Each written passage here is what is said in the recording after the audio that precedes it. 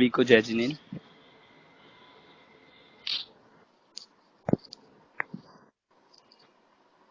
इतने बाकी लोग ज्वाइन कर रहे हैं, हम स्टार्ट करते हैं।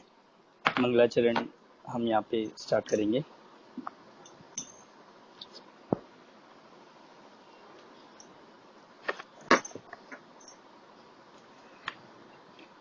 राहुल जी, मेरी वॉइस आ रही है?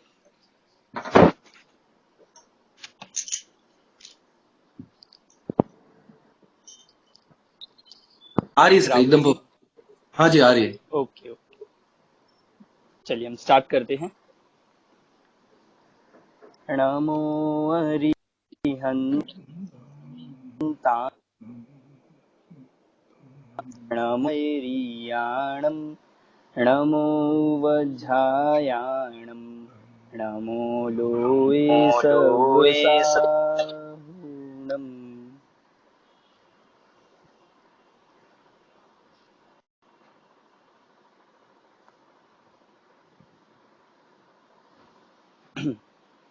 परमागम ऑनर्स के अपने इस कोर्स में हमने जो लास्ट क्लास से स्टार्ट किया था, लास्ट और अपनी वो फर्स्ट ही क्लास थी,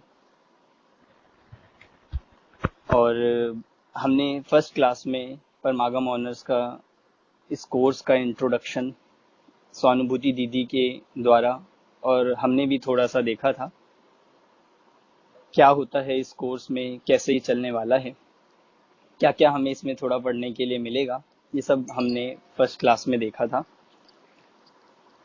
और आप लोगों के भी इंट्रोडक्शन को हमने लास्ट क्लास में थोड़ा सब देखा था। तो चलिए, हम अभी इतने बाकी लोग ज्वाइन कर रहे हैं, कुछ स्टूडेंट से हम आज पूछ लेते हैं आपको अपना नाम और आप कहाँ से हो और आपने क्या बेसिक जैनिज्म को पढ़ा है वो आपको बताना है। तो जो लास्ट क्लास में रह गए थे उनसे हम स्टार्ट करेंगे। मेरे सामने यहाँ पे ईशा जैन जी। ईशा जैन जी। ना, जय जिनेंद्र सबको। हाँ जी। मेरा नाम ईशा है, मुंबई से हूँ। और एक्चुअली स्वानुभूति दीदी का ये प्रवचन वो देते हैं, वहाँ सुना था तो इंक्लाइन हो गई कि आगे और सीखा जाए जैनिज्म के बारे में। मुझे सिर्फ बेसिक्स ही पता है, और लॉकडाउन जब से चालू हुआ है तब से थोड़ा इंक्लाइनमेंट जैनिज्म को सीखने का ज़्यादा आया है, तो सोचा इसको आगे कंटिन्यू करके इसी में कुछ आगे ये किया जाए। ओके, ठीक है। तो जो भी मतलब अपना इंट्रोडक्शन दे रहे हैं, मैं उनसे चाहूँगा प्लीज़ अपनी वीडियो ऑन कर ले कम से कम इंट्रोडक्शन के टाइम, तो हाँ, जिससे पता लग एक जाए। Minute, sorry. हाँ, अगर कोई हाँ वैसी जी, प्रॉब्लम मुझे नहीं बताओ। है तो आप कर लीजिए, कोई दिक्कत नहीं। हाँ, या नेक्स्ट। हाँ, नेक्स्ट कोई जिनका रह गया था लास्ट टाइम, कुंजन। कुंजन नाम से मेरे पास यहाँ पे आ रही है एक कुंजन जैन।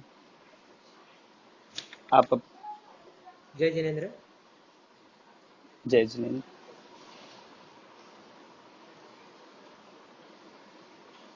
मेरा नाम कुंजन डेडिया है। मैं यहाँ ह्यूस्टन में हूँ, यूएसए में।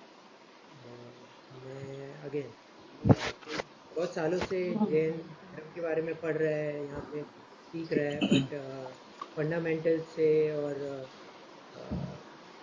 जो बेसिक्स होते हैं वो अभी तक भी इतना डीप से अंडरस्टैंडिंग और सीखना अभी तक हुआ नहीं है। इसलिए मैंने ये, और मेरे फ्रेंड के थ्रू पता चला कि ये कोर्स चल रहा है, इसलिए मैं ये कोर्स ज्वाइन किया। ठीक है, ठीक है। नेक्स्ट नीलेश जी। नीलेश जी।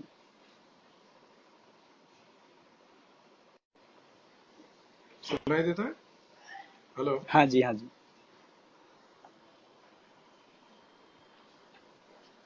हेलो। हाँ, सुनाई देता है? हाँ जी, आपकी वॉइस आ रही है। हेलो। आ रही आपकी आवाज आ रही है सर। हेलो, हेलो, हाँ नीलेश जी, आ रही है आपकी आवाज, बोलिए। मुझे सुनाई नहीं देता है। नहीं, आ रही है आवाज, बोलिए सर।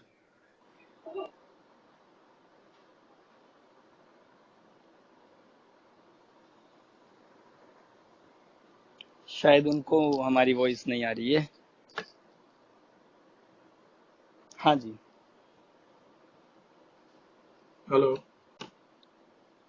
सुनाई देता है? मुझे नहीं सुनाई देता है। हाँ, आप अपनी साइड से एक बार चेक कीजिए, हमें आपकी वॉइस बराबर आ रही है। हाँ, अभी आ रही है। जय जिनेंद्र। मैं नीलेश मेहता हूँ, बम्बई से। मैं बहुत सालों से ये सब अलग अलग व्याख्यान है सब सुन रहा हूँ।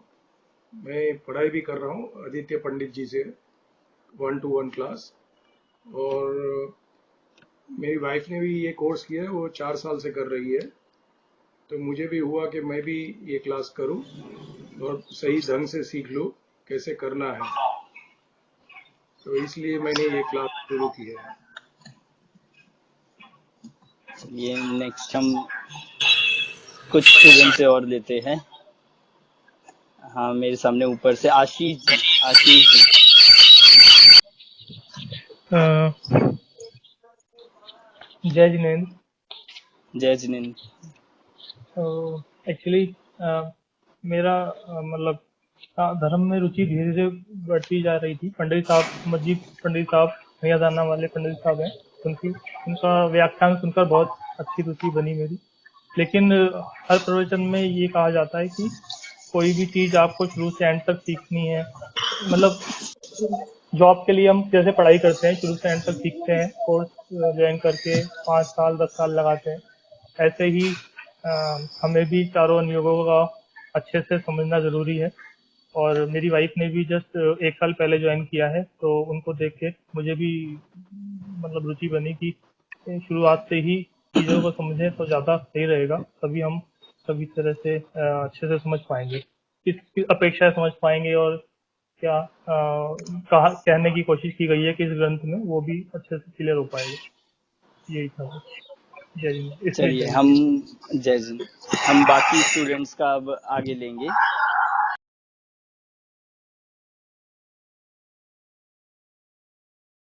करा के आगे बढ़ते हैं। लास्ट क्लास में हमने पहला चैप्टर, मतलब हम बाल बोध से स्टार्ट कर रहे हैं। बाल बोध का रिवीजन यहाँ आपके शुरू किया गया। वैसे आप, हमारा जो कोर्स है वो वितरक विज्ञान भाग 1, 2, 3 से चलेगा, जो फर्स्ट सेमेस्टर में है। बाल बोध की रिवीजन हम यहाँ पे कर रहे हैं। बहुत लोगों ने आपने बाल बोध पढ़ी हुई भी है, और जगह जगह पाठशालाओं में सबसे पहले ही ये पढ़ाई जाती है। तो हम उसका एक छोटा सा इंट्रोडक्शन लेते हुए कर रहे हैं। सबसे पहले नमोकार मंत्र का चैप्टर हमने यहाँ पे देखा था। अब आप सबसे एक रिक्वेस्ट है, आप अपनी वीडियोस ऑन कर लीजिए। सभी से एक बार रिक्वेस्ट है। हाँ, तो मुझे दिखता रहेगा कि आप लोग कितने जाग रहे हैं, कितने सो रहे हैं। चलते हैं। हाँ, नमोकार मंत्र के बारे में बहुत सारी हमने एक्स्ट्रा बातें समझी थी। सबसे पहले नमोकार मंत्र का उच्चारण, जो बहुत महत्वपूर्ण है, कि सिर्फ पढ़ना और याद करना नहीं, उसके साथ उसका शुद्ध उच्चारण हमारा होना चाहिए।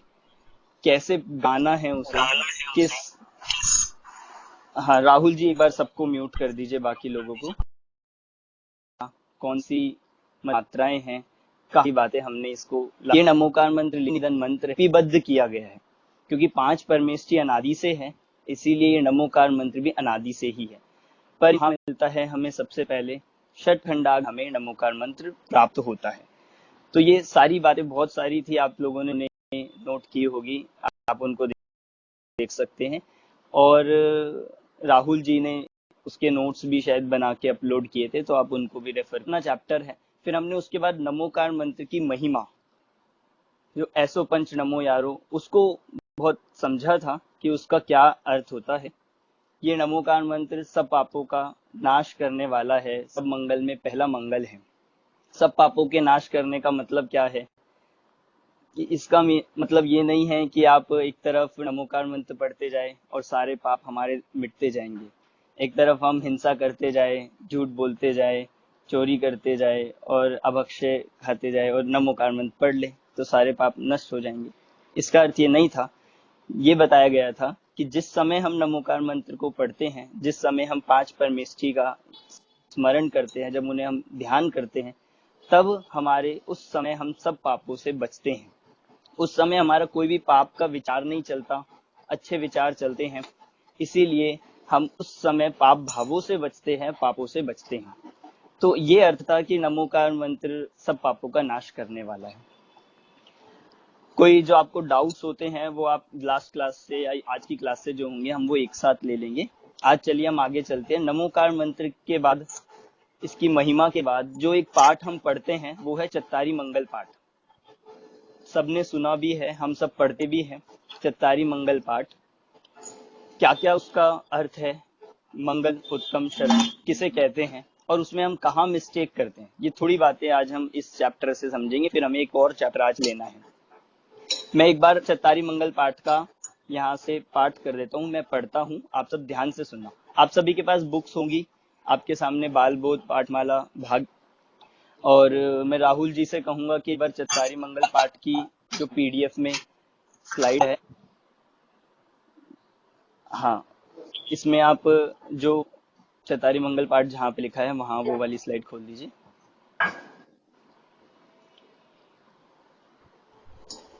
हाँ बस देखिए, मैं एक बार आपको शुद्ध उच्चारण करके दिखाता हूँ, फिर हम इस पाठ का मतलब सुनेंगे। क्योंकि हम बहुत लोग हैं जो ये पाठ पढ़ते हैं पर इसका मतलब नहीं पता, बस याद है इसीलिए कर लेते हैं, पर उसका पढ़ने का हमें तब तक फायदा नहीं है जब तक हमें इसका भाव नहीं पता।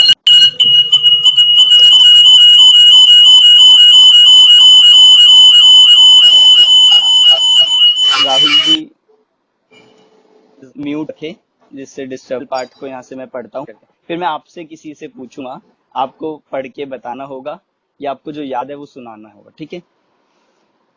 चत्तारी मंगलम अरिहंता मंगलम सिद्धा मंगलम साहू मंगलम केवली प्रणतो धम्मो मंगलम।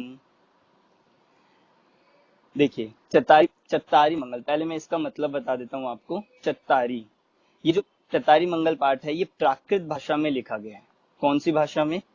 प्राकृत भाषा में ये पाठ लिखा गया है। सबसे पहले यह है चत्तारी।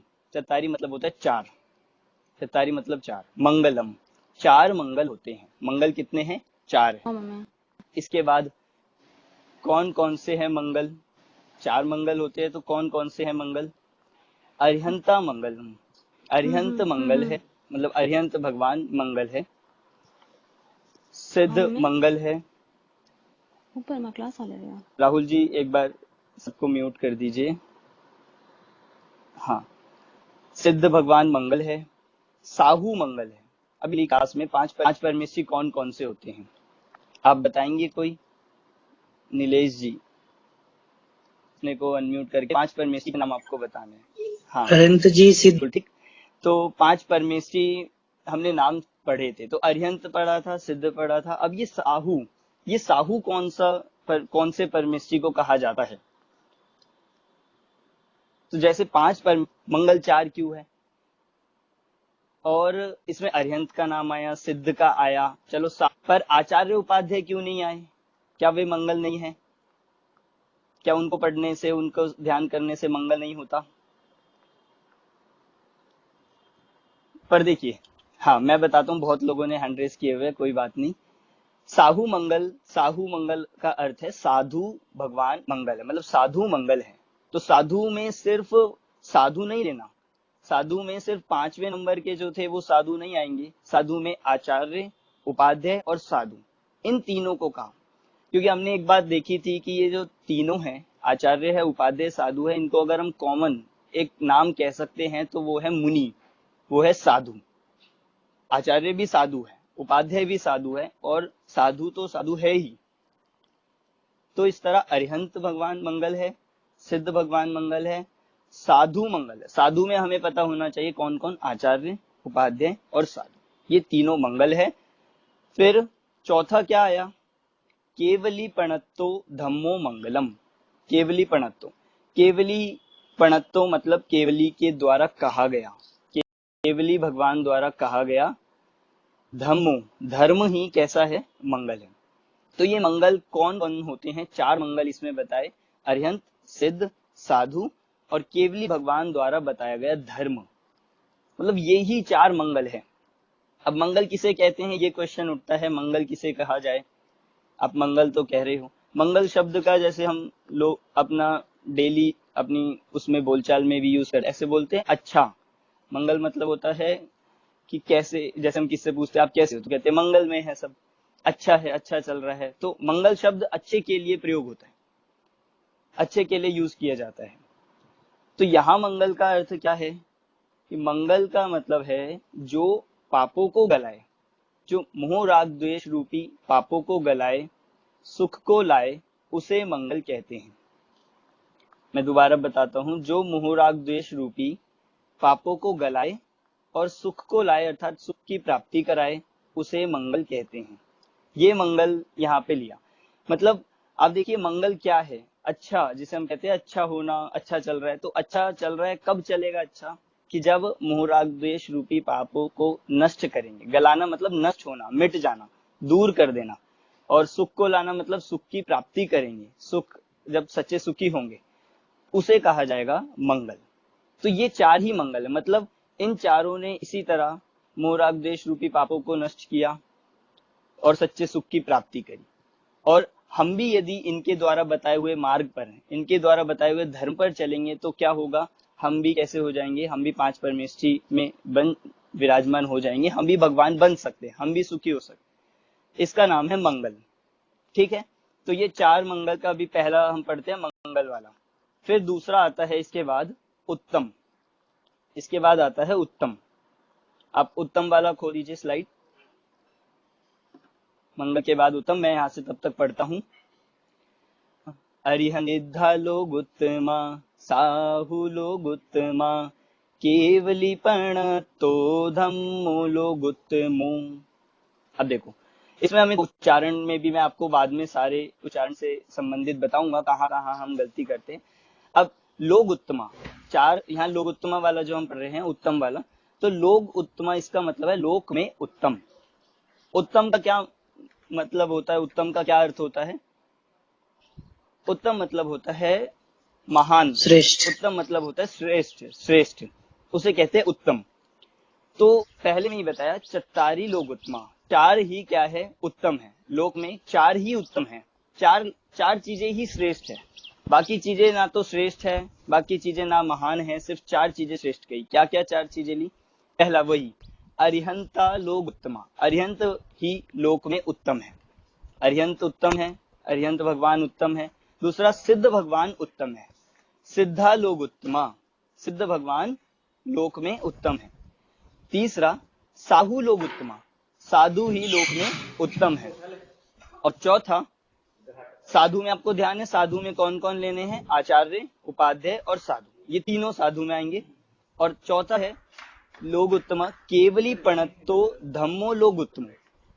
इसका वही मीनिंग है, केवली भगवान द्वारा बताया गया, कहा गया धर्म, वीतराग धर्म। कौन सा धर्म, वीतराग धर्म, सच्चा धर्म, वो ही कैसा है, लोक में उत्तम है। उत्तम किसे कहते हैं, तो आपको ये याद करना है, उत्तम जो लोक में सबसे महान हो उसे उत्तम कहते हैं, जो लोक में सबसे महान हो उसे उत्तम कहेंगे।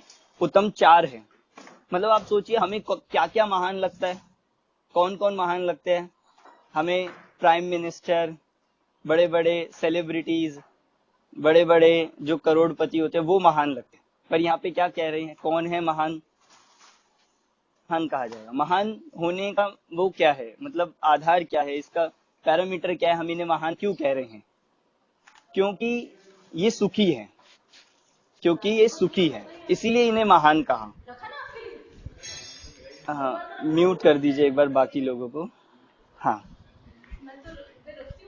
जी प्लीज। कह रहे हैं कि पति हो, क्या वो वास्तव में देखा जाए कि अंदर से वे खुश है, मतलब उनको बाहर से हमें इतना अच्छा लगता हो कि क्या क्या, कितनी बड़ी गाड़ी, कितने बड़ा मकान, कितना सब कुछ, पर फिर भी अंदर से सब कोई ना कोई टेंशन में है, कोई डिप्रेशन में है, कोई ना कोई सबको दुख है ही। तो महान वो नहीं है कि जो बाहर से दिखाई दे। महान होने का कारण क्या कहा कि यहाँ पे जो चार कहे उन्हें महान कहा, क्योंकि वे अंतरंग से सुखी है, क्योंकि उन्होंने ये जो केवली भगवान द्वारा बताया गया मार्ग है, इस पे चल के अपनी आत्मा को जाना है, इसीलिए वे कैसे हुए हैं, वे सुखी हुए। मतलब सुखी होने का, महान बनने का यही रास्ता है। ठीक है। जो अरिहंत भगवान कौन कौन है फिर? उत्तम अरिहंत भगवान उत्तम है, सिद्ध भगवान उत्तम है, साधु मतलब आचार्य उपाध्याय साधु, ये तीनों कैसे हैं? उत्तम है। और लास्ट वो है केवली भगवान द्वारा बताया गया धर्म।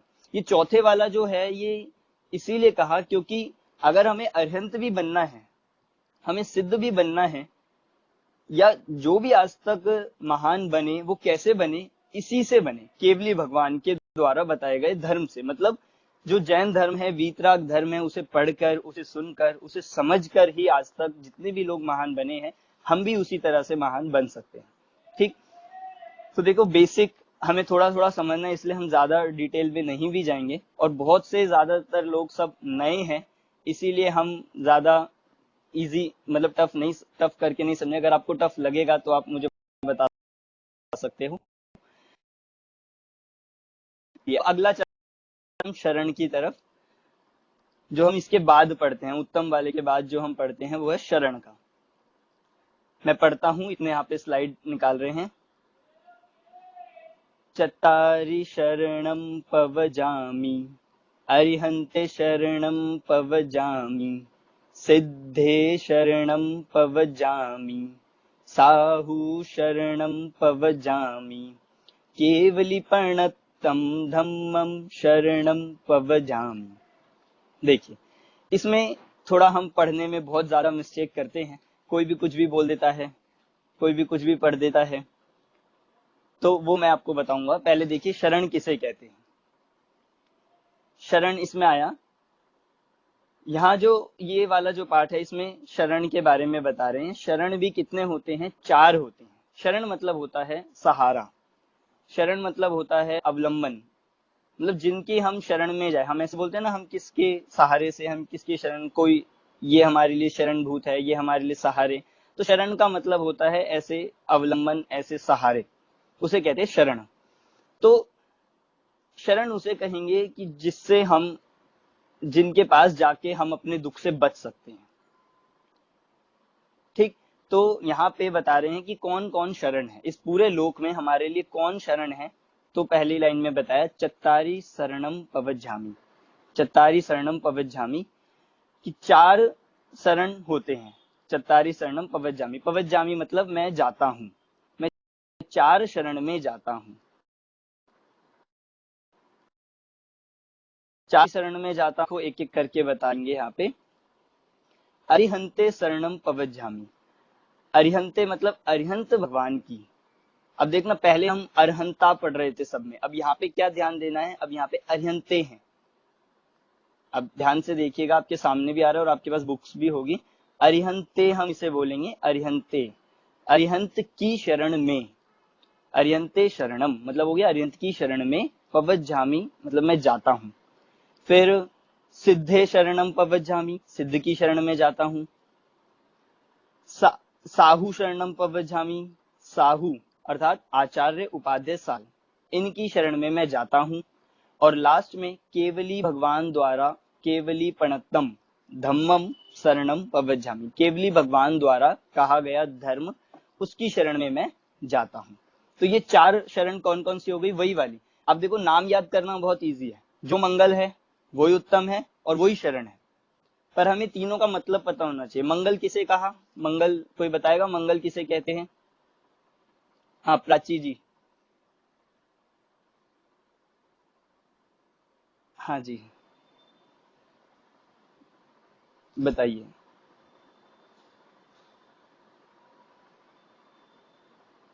आप हाँ अनम्यूट कर लीजिए। जी, जो सर्व मंगल है और सच है, और क्या बताया था? वो को जो गलाता है वह मंगल है। बिल्कुल सही। देखिए, आपको मैंने तो भाव आपको बताया है, पर डेफिनेशन भी हमें याद होनी चाहिए, क्योंकि एग्जाम में कुछ कुछ चीजें हमें डेफिनेशन से आएगी, पर हमें उसका भाव पता होना चाहिए। ठीक है, आपने भाव तो बताया, पर डेफिनेशन ये थी, जो मोह राग द्वेष रूपी पापों को गलाए और सुख को लाए, मतलब सुख की प्राप्ति कराए, उसे मंगल कहते हैं। ठीक है, चलो कोई बात नहीं, तो बहुत सही। अब हम जो मंगल के 4 नाम थे फिर वो बताए गए। इसमें देखिए, अब पढ़ने में हमें क्या चीजें ध्यान रखनी है, पढ़ने में हम कहाँ पे इसमें गलतियां करते हैं। इस पाठ को हम बहुत लोग पढ़ते हैं, बच्चों को ये याद होता है, डेली भी पढ़ते हैं हम जब दर्शन करने जाते हैं, पर इसका क्या अर्थ है वो एक बार देखें। मतलब अर्थ में भी और इसका कैसे उच्चारण करना है ये हमें समझना। देखो, चत्तारी मंगलम, 4 मंगल ये हमने बताया। फिर देखो, इसमें अरिहंता सिद्धा साहू, यहाँ ऐसे ही पढ़ना है मंगलम, और फिर लास्ट में जो बोलते हैं केवली प्रणत्तो धम्मो मंगलम, यहाँ पे धम्मा नहीं है, मतलब जैसे बाकी में हम पढ़ रहे थे अरिहंता सिद्धा, यहाँ पे आएगा धम्मो मंगलम। फिर इसके बाद उत्तम में सेम है, बाकी अरिहंता लोग उत्तमा, सिद्धा लोग उत्तमा, साहू लोग उत्तमा, और लास्ट में है केवली प्रणत्तो धम्मो लोग उत्तमो, केवली प्रणत्तो। अब यहाँ पे थोड़ा सा आपको ध्यान रहना है, केवली प्रणत्तो धम्मो लोग उत्तमो। फिर लास्ट में शरण वाले में चत्तारी शरणम पवज्जामि। अब हम लोग बहुत से इस शब्द को भी सही उच्चारण नहीं करते, पवज्जामि, पवज्जामि, मैं शरण में जाता हूं। किसकी शरण में? तो अब ये 4 नाम बताए, उसमें देखिए लास्ट में हमें ये ध्यान रखना है, केवली प्रणत्तो नहीं है। अभी तक क्या चल रहा था, केवली प्रणत्तो धम्मो मंगलम, केवली प्रणत्तो धम्मो लोगोत्तमा। अब है केवली प्रणत्तम धम्मम शरणम पवज्जामि। आपके पास सामने बुक्स होगी तो आप और अच्छे से समझ पाएंगे, और इन बातों का हमें उच्चारण में ध्यान रखना है। मतलब ये जो अपना चतारी मंगल पाठ है, बहुत अर्थ इसका सामान्य है, बहुत सरल है, बस इसको पढ़ते हुए हमें शुद्धि रखनी चाहिए। इसमें 4 मंगल, 4 उत्तम और 4 शरण बताए गए हैं। नाम सबके सेम है, इसीलिए नाम याद करना मुश्किल नहीं है, पर तीनों का मतलब हमें पता होना चाहिए। मंगल क्या है कि जो मोह राग द्वेष रूपी पापों को गलाए, सुख को लाए, उसे मंगल कहते हैं। दूसरा, जो लोक में सबसे महान हो उसे उत्तम कहते हैं। और तीसरा, शरण सहारे को कहते हैं, जो हमारे लिए सहारे हो उसे हम शरण कहते हैं। तो कौन है सहारा? सिर्फ ये 4 चीज ही सहारे, अरिहंत भगवान, सिद्ध भगवान, साधु और धर्म, वीतराग धर्म, सच्चा धर्म, जिन धर्म, यही हमारे लिए सहारे है, यही हमें दुख से बचा सकते हैं। ठीक है, तो ये हमारा चत्तारी मंगल वाला जो पाठ हमने देखा है। एक बार मैं कुछ लोगों से आपसे इसका पाठ कराना चाहूंगा। चलिए, मैं किसी का नाम यहाँ पे देखा हूँ जिन्होंने, बाकी लोग मुझे दिखाई नहीं दे रहे, आप अभी एक बार स्क्रीन ऑन कर लीजिए अपनी। हाँ, बहुत कम लोगों ने खोली है, चलिए कोई बात नहीं, मैं पूछता हूँ, आप लोग वैसे भी सब जानते हैं जी। विनीता जी, आप बाकी लोगों को क्या करना है, ध्यान से सुनना है और बीच में नहीं बोलना, पर आपको नोट कर लेगी, फिर मैं बाद में पूछूंगा।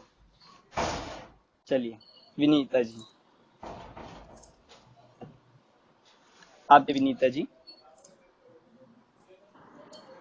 जय जिनेन्द्र। चत्तारी मंगलम, अरिहंत मंगलम, सिद्ध मंगलम, साहू मंगलम, केवली प्रणत्तो धम्मो मंगलम। चत्तारी लोगोत्तमा, अरिहंत लोगोत्तमा, सिद्ध लोगोत्तमा, साहू लोगोत्तमा, केवली प्रणत्तो धम्मो लोगोत्तमा। चत्तारी शरणम पवज्जामि, अरिहंते शरणम पवज्जामि, सिद्धे शरणम पवज्जामि, केवली प्रणत्तम धम्मम शरणम पवज्जामि।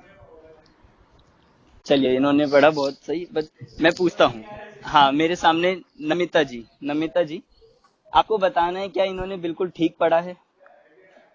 हाँ जी, बिल्कुल ठीक। हाँ जी, वो लास्ट वाली लाइन का ही ये था, प्रणतम धम्मम शरणम पवज्जामि, वो सही। चलिए, और कोई बताना, और कोई बताना चाहेगा इन्होंने क्या मिस्टेक किया? हाँ, मंजू जी, आपका हैंड रेज हो रहा है। मंजू जी, आप बताइए इन्होंने कुछ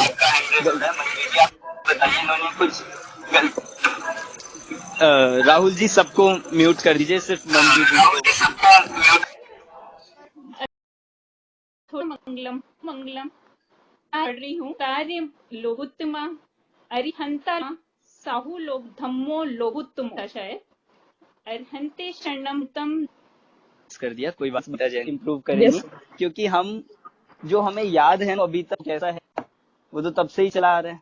उसके बाद हमने एक बार भी बुक किया, हम तो ठीक पढ़ रहे हैं, या फिर हम मोस्टली पढ़ते वही, पर अब जब हम ध्यान से जब हम पढ़ रहे हैं इसके बारे में स्टार्ट कर रहे हैं, तो हमारा ये मतलब जिम्मेदारी है कि हम बुक से देख के पढ़े। चलिए हम एक और जानिए से किसी से सुनेंगे।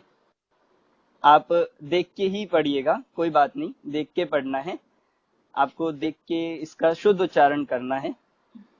चलिए आप अपने को अनम्यूट कर लीजिए।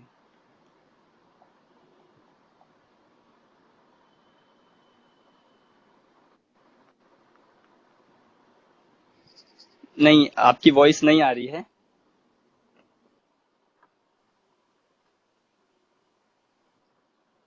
राहुल जी आप उनको,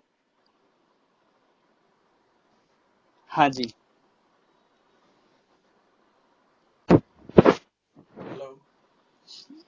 आपको तो शायद हमारी आ रही है पर आपकी हमें नहीं आ रही।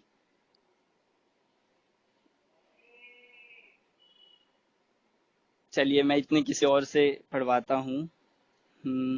अर्पित जी, अर्पित जी। हेलो, जय जिनेंद्र, आवाज आ रही है? हाँ जी। चत्तारी मंगलम अरहंता मंगलम सिद्धा मंगलम सा मंगलम केवली पड़त्तो धम्मो मंगलम। चत्तारी लोगुत्तमा अरहंता लोगुत्तमा सिद्धा लोगुत्तमा साहु लोगुत्तमा केवली पड़त्तो धम्मो लोगुत्तमा। चत्तारी शरणं पवज्जामि अरहन्ते शरणं पवज्जामि सिद्धे शरणं पवज्जामि साहु शरणं पवज्जामि केवली पड़ंतम धम्मम शरणं पवज्जामि। हाँ, चलिए कोई बताएगा इनकी क्या मिस्टेक रही? हाँ, मीना, बाकी सबको म्यूट कर दीजिए।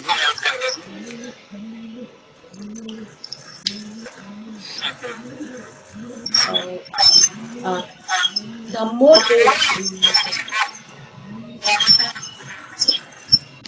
एक बार सबको म्यूट कर दीजिए राहुल जी।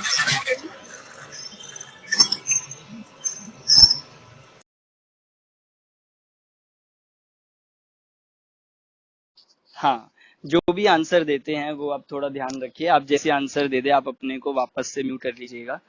हाँ, तो ये मिस्टेक रही थी केवली पणत्तो धम्मो लोगुत्तमो वाली, ये आपने बिल्कुल ठीक बताई। चलिए ये अपना लगभग यहाँ पे अपना ही चैप्टर पूरा होता है। आप सबको थोड़ा ध्यान देना है उच्चारण पे, अर्थ बहुत इजी है। एक सवाल है मेरा, कुछ लोग एक मिनट, एक सवाल है हाँ, मेरा। मैंने हाँ, लास्ट क्लास ज्वाइन नहीं की थी, मैंने आज से ज्वाइन किया है। I am a new student, तो मुझे ये लास्ट क्लास वाला कुछ थोड़ा एक्सप्लेनेशन मिल जाएगा? हाँ मिल जाएगा। जो हमारा व्हाट्सएप ग्रुप है उस व्हाट्सएप ग्रुप के डिस्क्रिप्शन में हमने अपनी क्लास की रिकॉर्डिंग डाली हुई है। एक्चुअली मैंने कल ही ज्वाइन, तो प्लीज आप मुझे दोबारा सेंड करवा देंगे। तो वो बाकी लोगों का टाइम उसमें जाएगा, आपको वो रिकॉर्डिंग्स मिल जाएगी, नोट्स मिल जाएंगे, पावर पॉइंट प्रेजेंटेशन मिल जाएगी, तो आप उसके से पढ़ सकते हैं। तो बाकी लोग सोच रहे होंगे कि हम तो बच गए हैं, कोई बात नहीं, अभी आप बच गए हो, पर सबका एक ना एक दिन चांस आएगी।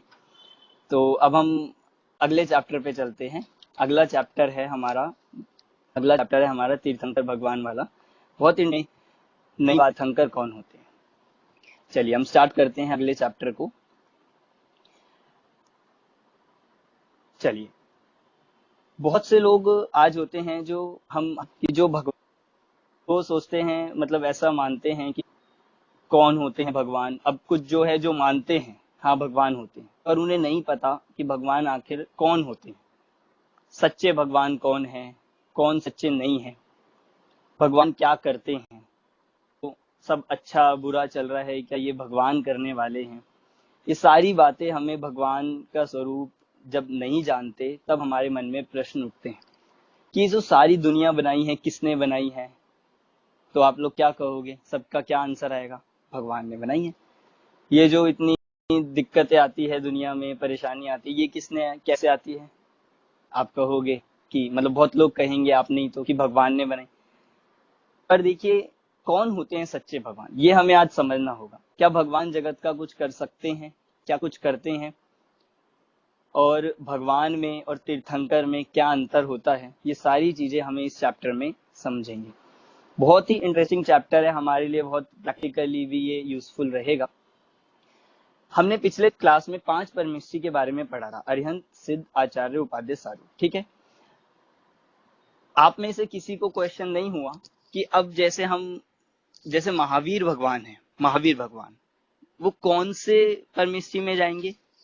महावीर भगवान अगर हम बात करें, चलिए महावीर भगवान ही, आदिनाथ सिद्ध भगवान, परमेष्ठी। काशीनाथ भगवान, ये कौन से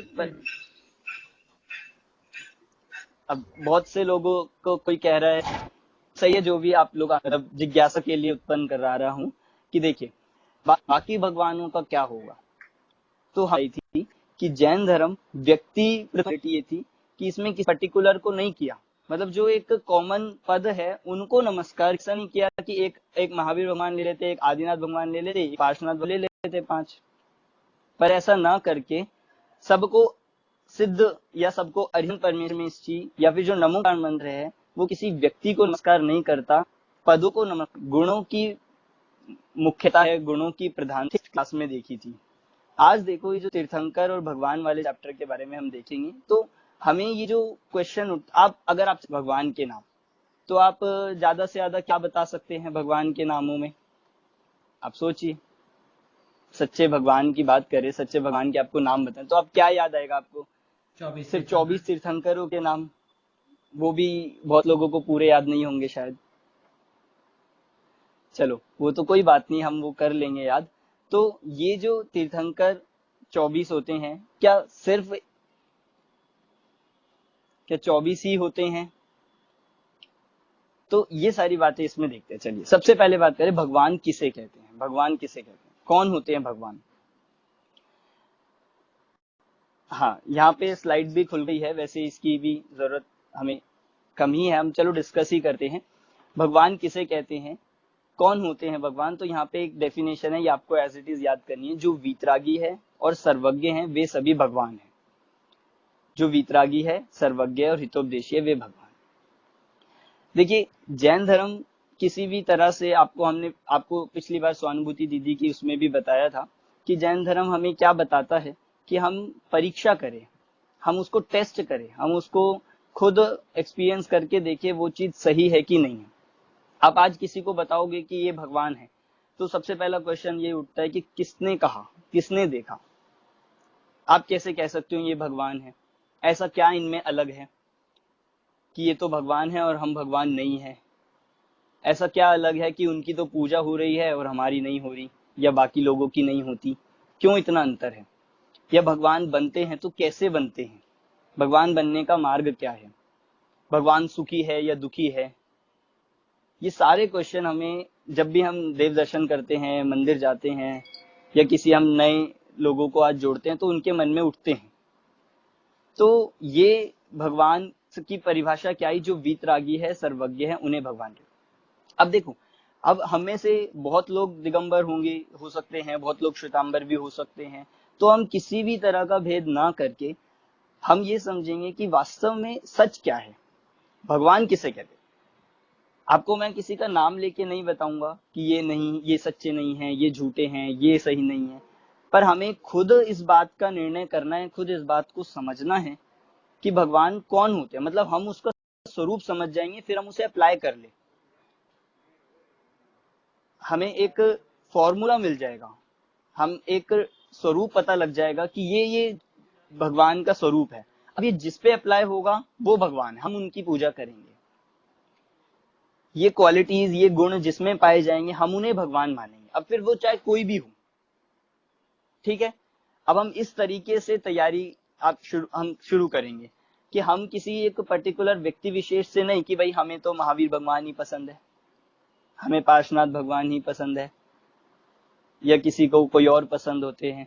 तो ऐसा व्यक्ति विशेष से नहीं, भगवान का स्वरूप क्या है, किसे कहते हैं, इसे जानने के बाद हम सब पे अप्लाई करके देखें। जितने भी हमें लोक में, सिर्फ जैन के नहीं, अन्य भी जो अजैन के, अन्य धर्मों के भी दिखाई देते हैं, हम उन पे भी लागू करके देखेंगे कि क्या ये सच्चे है कि नहीं। ये आपको खुद करना है। पर भगवान होते कौन है, तो उसके लिए डेफिनेशन है, जो वीतरागी हो और सर्वज्ञ हो उन्हें कहते हैं भगवान। बाकी लोग एक बार अपनी वीडियोस ऑन कर लीजिए, दिखाई, आप बहुत कम लोग मुझे दिख रहे हैं। हाँ, तो भगवान के बात चल रही है वीतरागी और सर्वज्ञ। क्या होता है वीतरागी, क्या होता है सर्वज्ञ, ये हम देखते हैं। फिर तीर्थंकर पे आएंगे। हमारे भगवान वीतरागी, पहली क्वालिटी, और सर्वज्ञ। वीतरागी, वीतरागी किसे, वीत जैसे शब्द से अर्थ देखे, वीत मतलब जिनका बीत गया है, नष्ट हो गया है, जिनका नष्ट हो गया है, उसे कहेंगे वीतरागी। पर यहाँ वीतरागी में सिर्फ वीतरागी नहीं है, वीत द्वेषी भी है, मतलब सब कुछ लगाना। वीत मतलब हम बोलते हैं ना, बीत गया, चला गया, नष्ट हो गया, तो हो गया बीत। और रागी कहा, पर रागी के साथ साथ द्वेष, क्रोध, मान, वे होते हैं भगवान वीतरागी के। वीतरागी अभी हम पता लगाएंगे, मतलब हम सब पे अप्लाई करके देखेंगे। कहा कि जिनका राग, द्वेष, कषाय सब कुछ नष्ट हो गई है, जिस सबसे वो रहित हो गए हैं, उन्हें कहते हैं वीतरागी। अब हमें ये क्वेश्चन उठता है कि अब राग द्वेष किसे कहते हैं, राग द्वेष का क्या मतलब होता है। तो राग मतलब होता है किसी को समझने, किसी अच्छा जानकर उसे चाहना, किसी भी वस्तु को, व्यक्ति को अच्छा मानकर, ये होता है राग। और उल्टा, किसी भी वस्तु को, किसी भी व्यक्ति को बुरा जानकर, अनिष्ट मानकर दूर करना, ये हो जाता है द्वेष। राग बेसिक इसमें क्या हो गया कि अच्छा मानना, ये हो गया राग, और बुरा मानना, ये हो गया द्वेष। तो भगवान का पहली क्वालिटी बताई वीतरागी। अब हमें देखिए, जैसे मैथ्स में होता है कि हमारे पास हमें क्या आंसर है, पर हमें उसे प्रूफ करना होता है, हमें उसे सिद्ध करना होता है। तो समझ लिया कि भगवान वीतरागी है और सर्वज्ञ, ये हुई स्टेटमेंट। अब हमें इस स्टेटमेंट को समझ रहे हैं। जो राग मतलब किसी को अच्छा मानना, द्वेष मतलब किसी को बुरा जानना। तो हमारे भगवान वीतरागी होते हैं। ये कैसे पता लगा, अब ये कैसे सिद्ध होगा कि भगवान वही है। तो देखो, भैया जैसे एक बार हम मोह का भी बता दीजिए, मोह क्या होता हाँ, मोह का भी बता देंगे। मोह मतलब है उल्टी मान्यता, और द्वेष मतलब है बुरा मानना। उल्टी मान्यता मतलब हम ये कह सकते हैं कि जो विपरीत है, विपरीत बुद्धि ही मानना, ये होता है मोह। इस मोह के कारण ही राग द्वेष होते हैं। जैसे देखो, मैं आपको समझाता हूँ थोड़ा सा, फिर आप समझ जाओगे राग द्वेष क्या है। बहुत लोग जानते भी हैं, पर थोड़ा सा समझते हैं। जैसे अभी गर्मी बहुत ज्यादा थी, तो हमें अच्छा नहीं लग रहा था, तो हम पंखा चलाते हैं, एसी चलाते हैं, फिर अच्छा लगने लगता है। अब ये ही पंखा या फिर हम जो एसी है, जब सर्दी में अगर चला दी जाए, अगर सर्दियों में चला दिया जाए, तो कैसा लगता है हमें, बुरा लगने लगता है। हम उसी चीज से द्वेष करने लगते हैं। कोई किसी ने हमें कुछ अच्छा बोल दिया, तारीफ कर दी, तो हमें अच्छा लगने लगता है वो व्यक्ति। किसी ने हमारी निंदा कर दी, तो हमें बुरा लगने लगता है। होता है कि नहीं ये सब के साथ। थोड़ा सा किसी ने कुछ कह दिया, या थोड़ा प्रॉफिट हो गया बिजनेस में, कुछ अच्छा हो गया, तो हम राग करने लगते हैं, हम खुश हो जाते हैं बहुत। और नुकसान हो गया तो हम दुखी हो जाते हैं। कोई बीमारी हो गई, हमें कोई बीमारी हो गई, किसी को हो गई, तो हम उससे दुखी हो जाते हैं, दूर करना चाहते हैं, उससे द्वेष हो जाता है। और सब जब अच्छा हो जाता है, फिर हमें अच्छा लगने लगता है। तो ये सब क्या है, ये हो गया किसी अवस्था में, किसी वस्तु में, किसी चीज में राग करना, अच्छा मानना, और किसी को बुरा मानना। तो क्वेश्चन ये है कि भगवान वीतरागी कहे, तो क्या भगवान ऐसा करते हैं, भगवान का क्या स्वरूप है। इसको देखो, उनके हम मुद्रा से, उनकी प्रतिमा से समझे। जैसे हमारे भगवान हैं, वो वीतरागी है, ये हमें कैसे पता लगता है। इसका सबसे बड़ा एग्जाम्पल है, वे नग्न दिगंबर उनकी मुद्रा होती है। हमारे जो भगवान की प्रतिमा है, आप सबने देखी है, मंदिर में आप जाते हैं, हम दर्शन करते हैं, प्रतिमा देखते हैं, तो उस प्रतिमा पे अगर देखो, मंदिर में अगर हम गोल्ड का काम कराए, मंदिर में गोल्ड का काम करा दिया जाए, तो भगवान को कैसा लगेगा?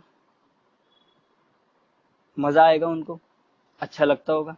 जैसे होता है ना, कितने सारे मंदिरों में सोने की नसिया बनी है, सोने का मंदिर है, पूरा गोल्ड का काम करा दिया, तो भगवान को मजा आता होगा, उसमें अच्छा लगता होगा।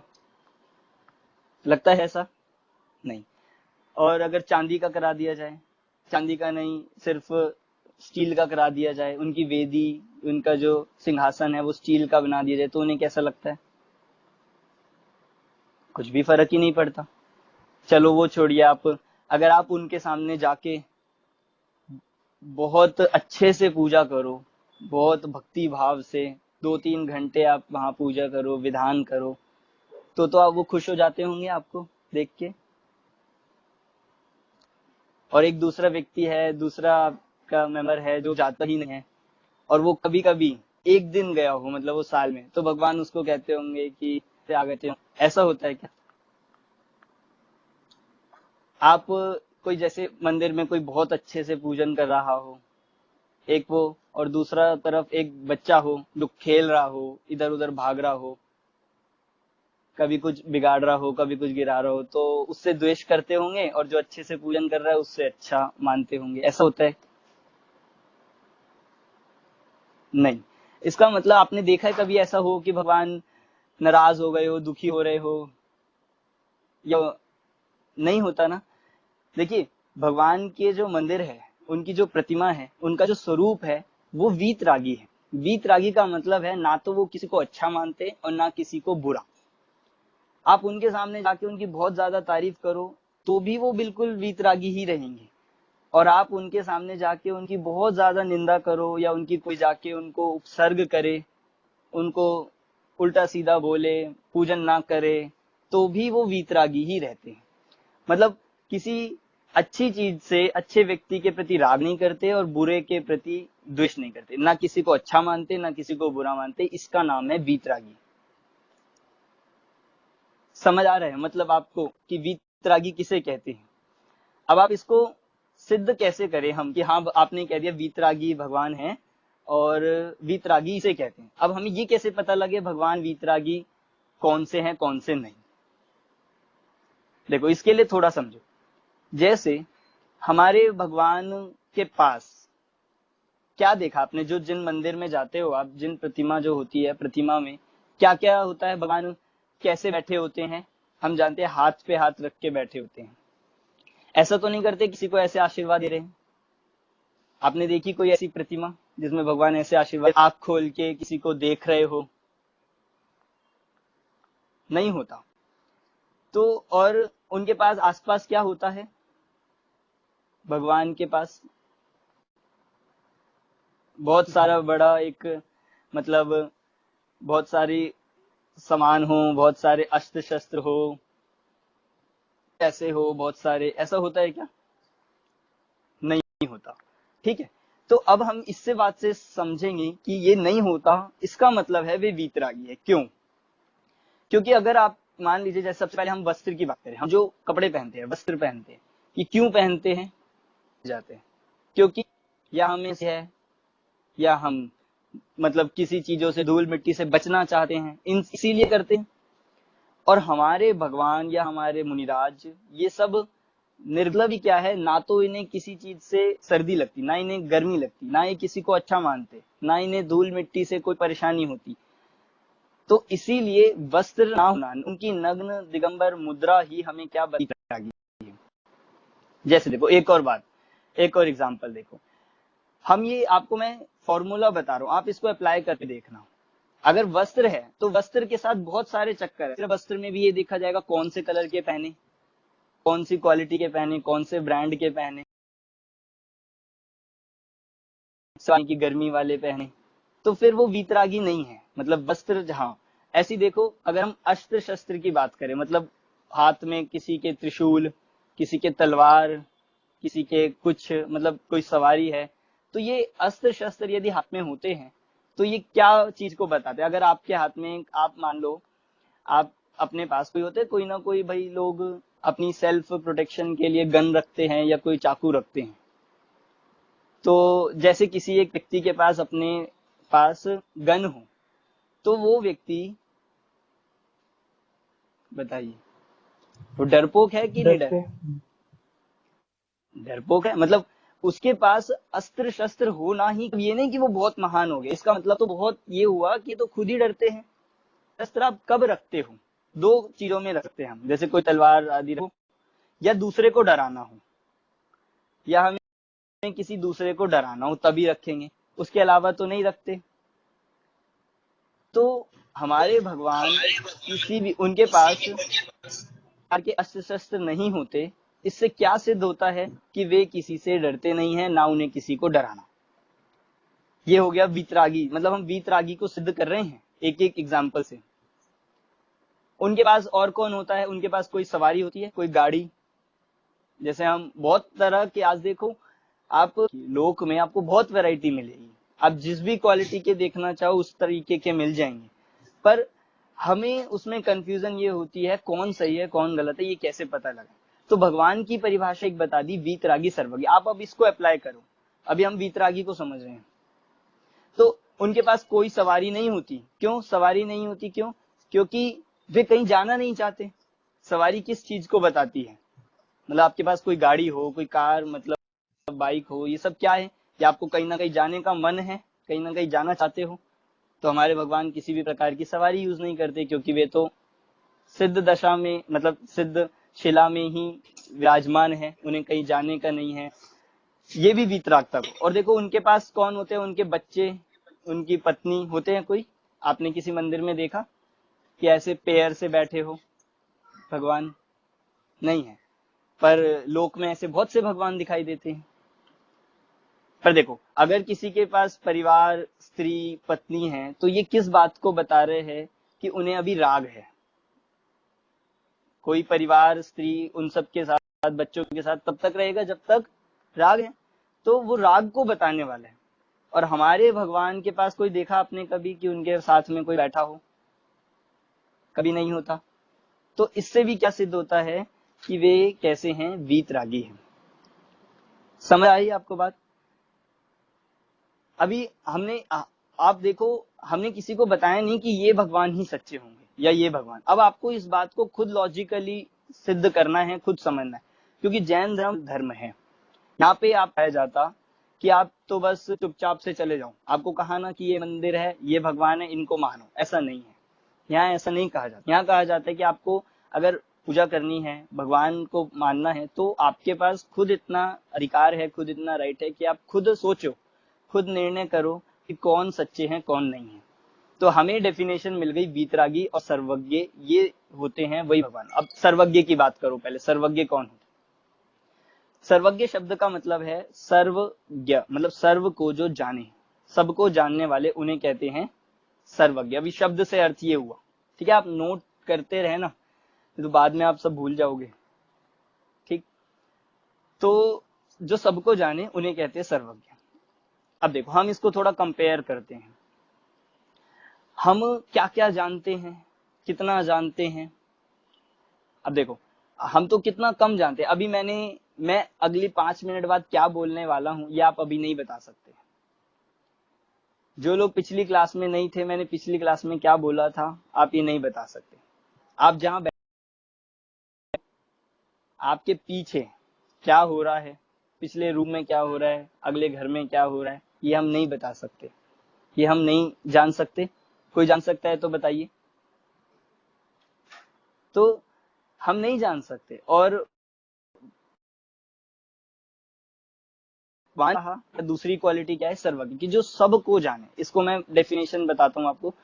जो लोक और अलोक के सभी द्रव्य, उनके गुण, उनकी पर्याय, सबको एक साथ एक समय में जाने, उन्हें कहते हैं सर्वज्ञ। एक बार और दोबारा बताता हूं आराम से।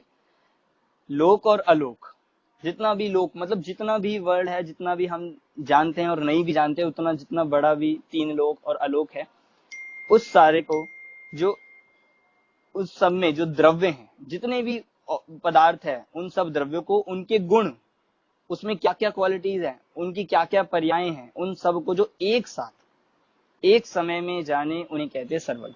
अब देखो हम तो एक एक करके भी जानने जाएंगे तो भी नहीं पूरा जान पाएंगे। आप कोशिश करो कि हम पूरे वर्ल्ड की सारी चीजें जान ले जितनी है, हो सकता है। आप वर्ल्ड की तो छोड़ो, अपने घर की छोड़ो, आप जैन धर्म के शास्त्रों की ही बात करें, हम सोचे कि जितने भी शास्त्र है हम सारे पढ़ ले, हम सारे जान ले, तो क्या ये हो पाएगा? पूरी जिंदगी नहीं हो पाएगा। अगला जानेंगे तो पिछला भूल जाएंगे, यही होता है। और एक साथ तो जान ही नहीं सकते। पर भगवान किसे कहा? जो सर्वज्ञ हैं, जो सबको एक साथ जानते हैं।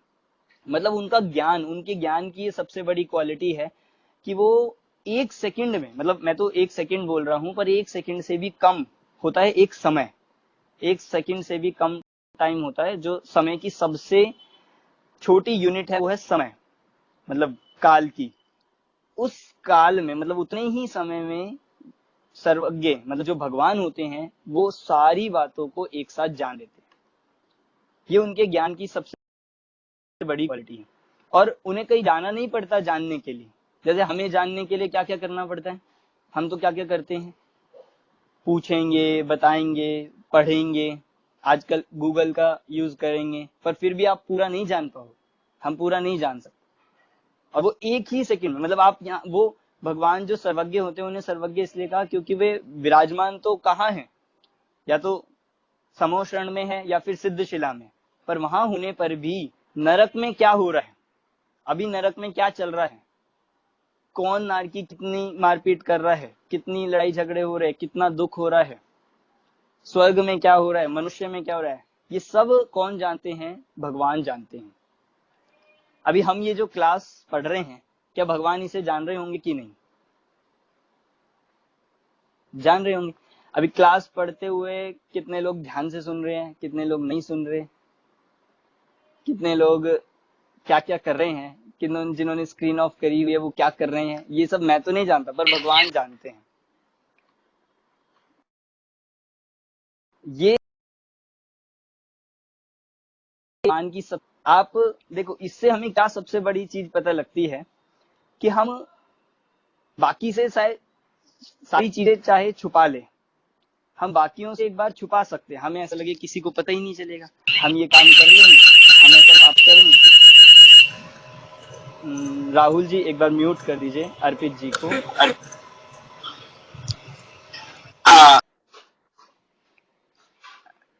आपको, हाँ, जिसको भी क्वेश्चन होंगे, मैं बाद में टाइम जरूर हम उसका रखेंगे, क्वेश्चंस का हम बीच में थोड़ा नहीं लेंगे, अगर होगा तो वो भी लेंगे, पर थोड़ा डिस्टरबेंस ज्यादा हो जाती है तो क्वेश्चन, ठीक है। मेरा सर्वज्ञ कि जैसे कि हम, जैसे अभी लोग जिन्होंने स्क्रीन ऑफ करी हुई, हम भी कर लेंगे, किसी को क्या पता चलेगा।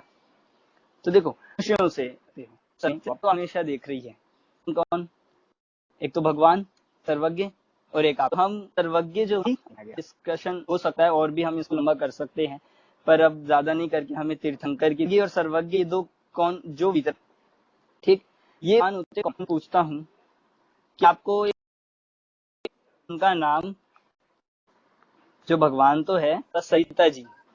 Hello hello. हाँ, और कुछ लोगों को नहीं पता, ऐसे हैं बिल्कुल नहीं।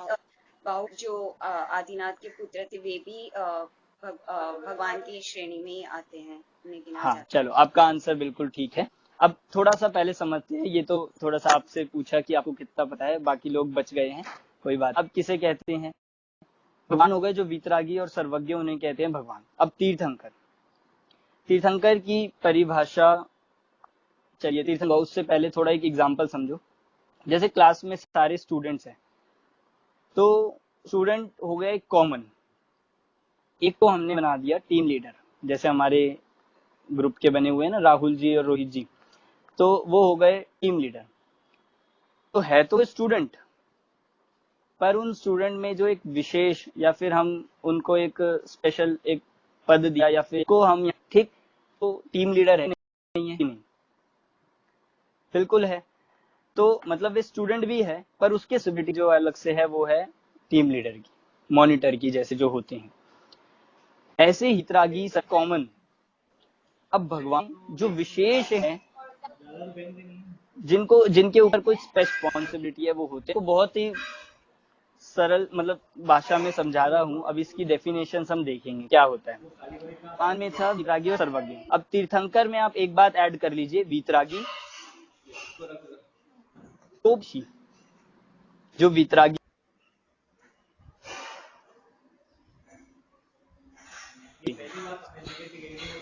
तीर्थंकर की हमने एक और बात जोड़ी है, इसको अभी समझेंगे। इसके बाद सेकंड पॉइंट है कि जो धर्म तीर्थ, एक बार म्यूट कर दीजिए बाकी लोगों को, जो जी शायद थी। आप एक बार डेफिनेशन और बोलेंगे क्योंकि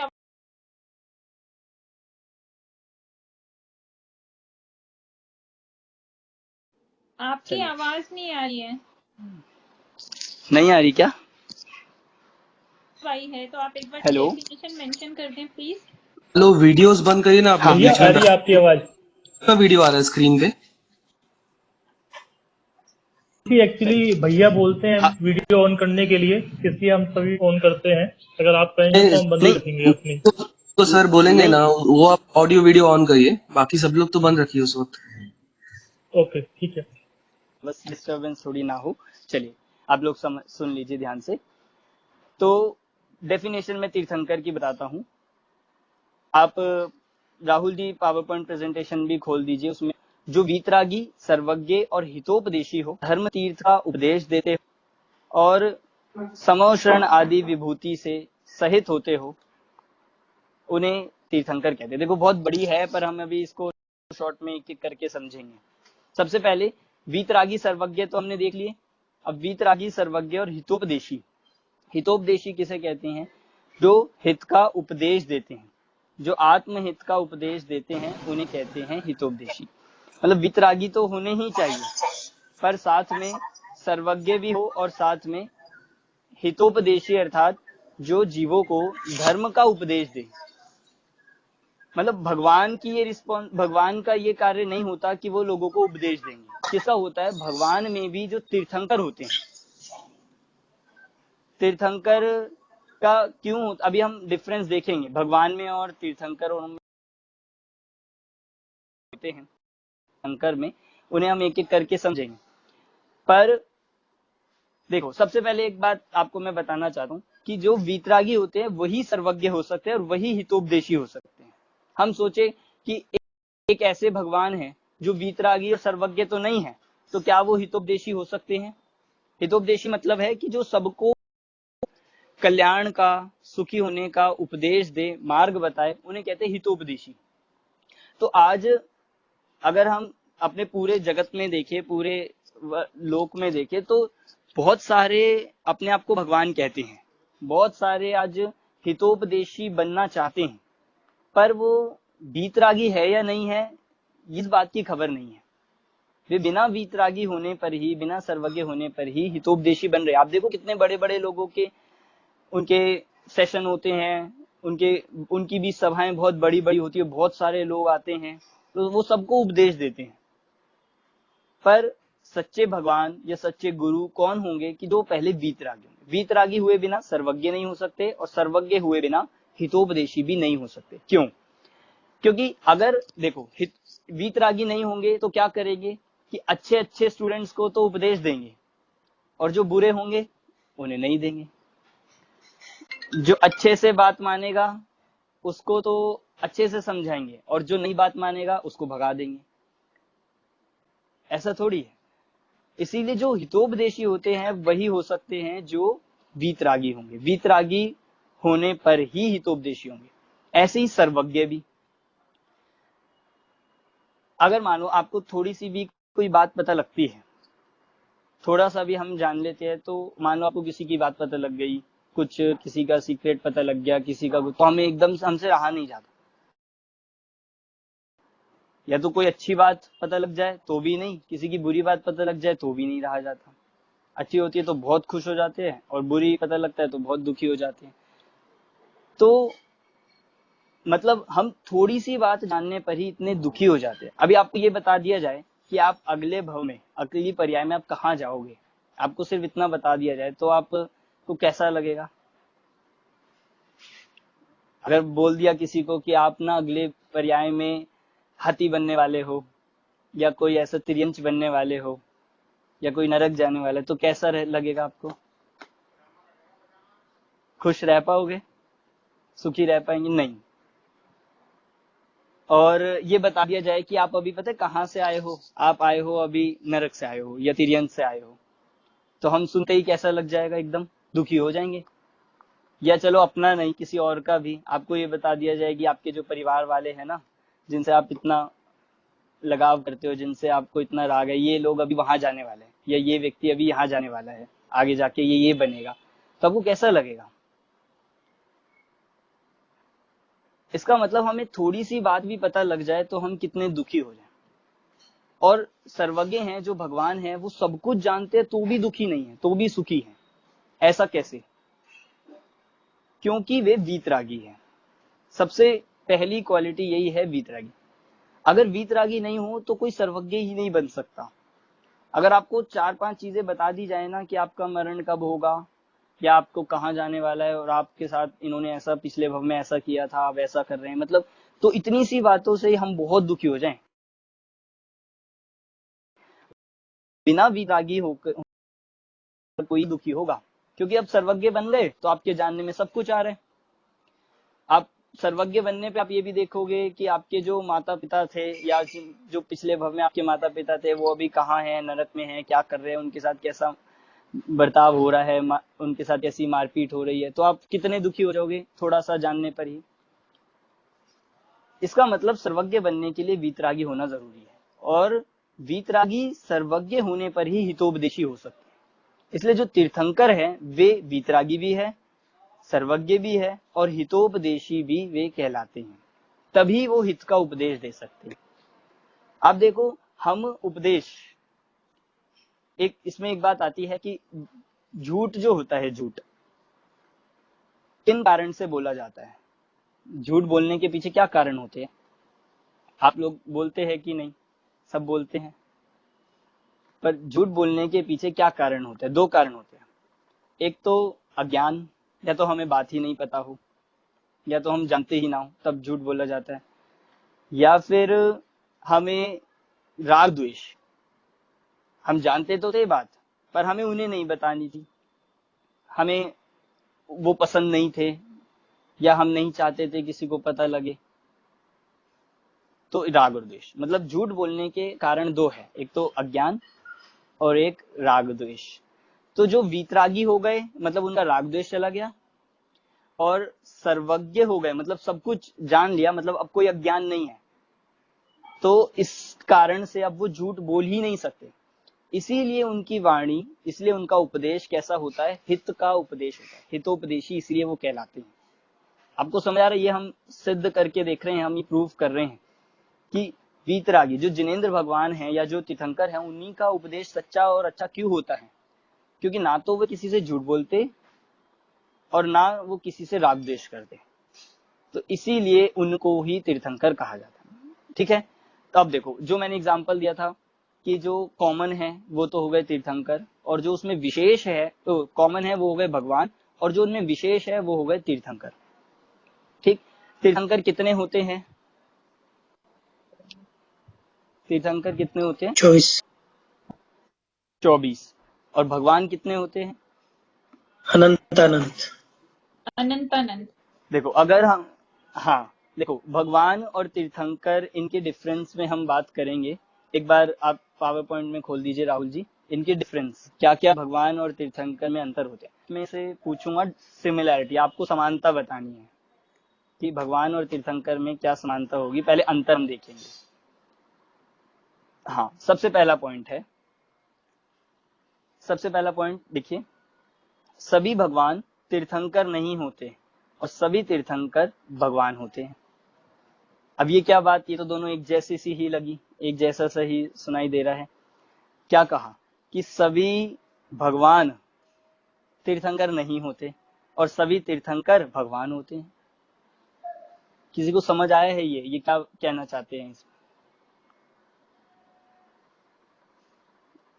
हाँ देखो, मैं बता देता हूं जैसे आप देखो, जैसे महावीर भगवान या महावीर दोनों, और वे 24वें तीर्थंकर भी है। इसका मतलब सभी तीर्थंकर तो भगवान होते हैं। तीर्थंकर जो होंगे वो भगवान तो बाय डिफॉल्ट वो तो होंगे ही होंगे, पर जो भगवान है, जो सब भगवान होते हैं, वे तीर्थंकर नहीं होते, वे तीर्थंकर नहीं होंगे। क्यों? क्योंकि भगवान तो कौन है? भगवान की परिभाषा में क्या आया है? सिर्फ वीतरागी और सर्वज्ञ। पर तीर्थंकर में क्या आया? वीतरागी सर्वज्ञ तो है ही और हितोपदेशी भी है। इसका मतलब भगवान में एक हितोपदेशी वाली क्वालिटी कम है, मतलब उनमें नहीं है, इसीलिए सभी भगवान तीर्थंकर नहीं होते। जैसे आपने नाम लिए थे कुछ भगवान के, जैसे एक नाम आप सबने कहा बाहुबली भगवान, तो बाहुबली भगवान कौन से नंबर के तीर्थंकर है? बाहुबली भगवान कोई तीर्थंकर है क्या? उनका क्या चिन्ह है? बाहुबली भगवान का चिन्ह क्या है? क्या है चिन्ह बाहुबली भगवान का? कोई तो चिन्ह होगा। वो बेल, जो बेल लगी है आपने देखी होगी, श्रवण बेल गोला में उनकी प्रतिमा, कि वो बेल उनका चिन्ह है कि नहीं बाहुबली भगवान का? नहीं। क्यों? क्योंकि वे तीर्थंकर नहीं हैं, सिर्फ क्या हैं? वे भगवान हैं। बहुत सारे ऐसे भगवान हैं जो तीर्थंकर नहीं है, मतलब क्योंकि तीर्थंकर तो लिमिटेड ही होते हैं, एक काल में एक बार में 24 ही तीर्थंकर होते हैं, तीर्थंकर की तो लिमिट है। पर भगवान कितने होते हैं? भगवान होते हैं अनंत। भगवान कितने होते हैं? अनंत। मतलब आप सोचिए, हम जैसे जितने भी कॉमन है, हम जैसे कभी किसी तीर्थ क्षेत्र पे जाते हैं, सिद्ध क्षेत्र पे जाते हैं, तो वहां पे हम देखते हैं कि इतने लाख, इतने करोड़ मुनिराज या भगवान यहाँ से मोक्ष गए। तो वो सब तीर्थंकर नहीं होते। तीर्थंकर की तो टोक तो एक होती है, जैसे हम देखते हैं समित शिखर जी में एक टोक है, तो वहां से कोई तीर्थंकर मोक्ष गए। उन तीर्थंकर के साथ इतने सारे बाकी भगवान मोक्ष गए। तो तीर्थंकर तो 24 होते हैं, भगवान कितने होते हैं? अनंत भगवान। एक तीर्थंकर के काल में उनसे पहले भी और उनसे बाद में भी बहुत सारे भगवान हैं जो मोक्ष जा सकते। पर्टिकुलर पोस्ट है जो 24 ही होंगे, लिमिटेड है। तो जो पहली बात कही है कि सभी भगवान तीर्थंकर नहीं होते और सभी तीर्थंकर भगवान होते हैं, ये समझ आ गया है? ये पहला वाला। मतलब आप बाहुबली भगवान को भगवान तो कह सकते हो, पर तीर्थंकर नहीं कह सकते। और दूसरी तरफ महावीर भगवान हैं, उनको तीर्थंकर तो कहते ही हैं, पर उन्हें भगवान भी कहा जा सकता है, क्योंकि वे भगवान भी है। जैसे मैंने आपको एग्जांपल बताया ना कि जैसे क्लास में सारे स्टूडेंट्स हो, स्टूडेंट तो है ही, पर उसमें जो मॉनिटर होता है या जो कोई एक जिसके पास कोई रिस्पॉन्सिबिलिटी होती है, उसको विशेष कह दिया जाता है। पर क्या वो स्टूडेंट नहीं है? क्या है? बिल्कुल है। ऐसे ही जो भी तीर्थंकर है, वे क्या भगवान नहीं है? क्या वे भगवान भी है। तो इसीलिए ये पहला पॉइंट हुआ। अब चलिए दूसरा पॉइंट इसमें जो लिया है, भगवान अरिहंत सिद्ध दोनों पद पर होते हैं और तीर्थंकर सिर्फ अरिहंत पद पर ही होते हैं। मतलब तीर्थंकर एक पद जो है, अगर हम उसे पांचों परमेष्ठी में लगा के देखें, तो तीर्थंकरों का स्पेशल क्वालिटी सबसे बड़ी यही है कि उनकी दिव्य ध्वनि होती है, उनका उपदेश होता है। ठीक। अब पांचों परमेष्ठी मतलब अरिहंत सिद्ध में से अगर हम बात करें, तो उपदेश कौन देता है? उपदेश किसका हो सकता है? 5 अरिहंत और सिद्ध में से उपदेश किसका हो सकता है? सिर्फ अरिहंत भगवान का। सिद्ध का क्यों नहीं हो सकता? सिद्ध का उपदेश क्यों नहीं हो सकता? क्योंकि उनका शरीर ही नहीं है, क्योंकि उनके पास बोलने की शक्ति ही नहीं है, वाणी ही नहीं है। ठीक। तो इसीलिए तीर्थंकर पद सिर्फ अरिहंत पे होता है और भगवान अरिहंत और सिद्ध दोनों को कहते हैं। हमने पिछली क्लास में एक देखा था कि 5 परमेष्ठी में से कितने देव है और कितने गुरु है। तो अरिहंत और सिद्ध दोनों देव है, मतलब दोनों ही भगवान है। चलिए नेक्स्ट, भगवान अनंत होते हैं और तीर्थंकर कितने होते हैं? तीर्थंकर 24 होते हैं। ठीक, 24 होते हैं। मतलब अब देखो इसको थोड़ा सा समझे कि अभी ये जो जैसे एक काल आता है, जैसे काल चक्र चलता है, पहला, दूसरा, तीसरा, चौथा, पांचवा, छठवा, अभी कौन सा काल चल रहा है? पांचवा काल, अभी पांचवा काल है। ठीक है, तो जब भी तीर्थंकर होंगे, फिर जैसे काल का ऑर्डर कैसे चलता है? पहला, दूसरा, तीसरा, चौथा, पांचवा, छठवा, फिर उसके बाद छठवा, चौथा, तीसरा, मतलब जब एक बार पहले से लेके छठवा तक होता है तो उसमें 24 तीर्थंकर हो सकते हैं, बस मैक्सिमम 24 तीर्थंकर होते हैं। और अभी पांचवा काल चल रहा है तो अभी कोई तीर्थंकर नहीं है हमारे सामने। अभी कोई साक्षात तीर्थंकर है क्या? नहीं है। तीर्थंकर जो होते हैं वो कौन से काल में होते हैं? वो चौथे काल में होते हैं। ये सब आपको थोड़ी एक्स्ट्रा नॉलेज भी बीच बीच में आपको देते रहेंगे, जो चौथे काल में होते हैं। तो अभी काल चल रहा है पांचवा, तो इसीलिए अभी कोई तीर्थंकर साक्षात नहीं है।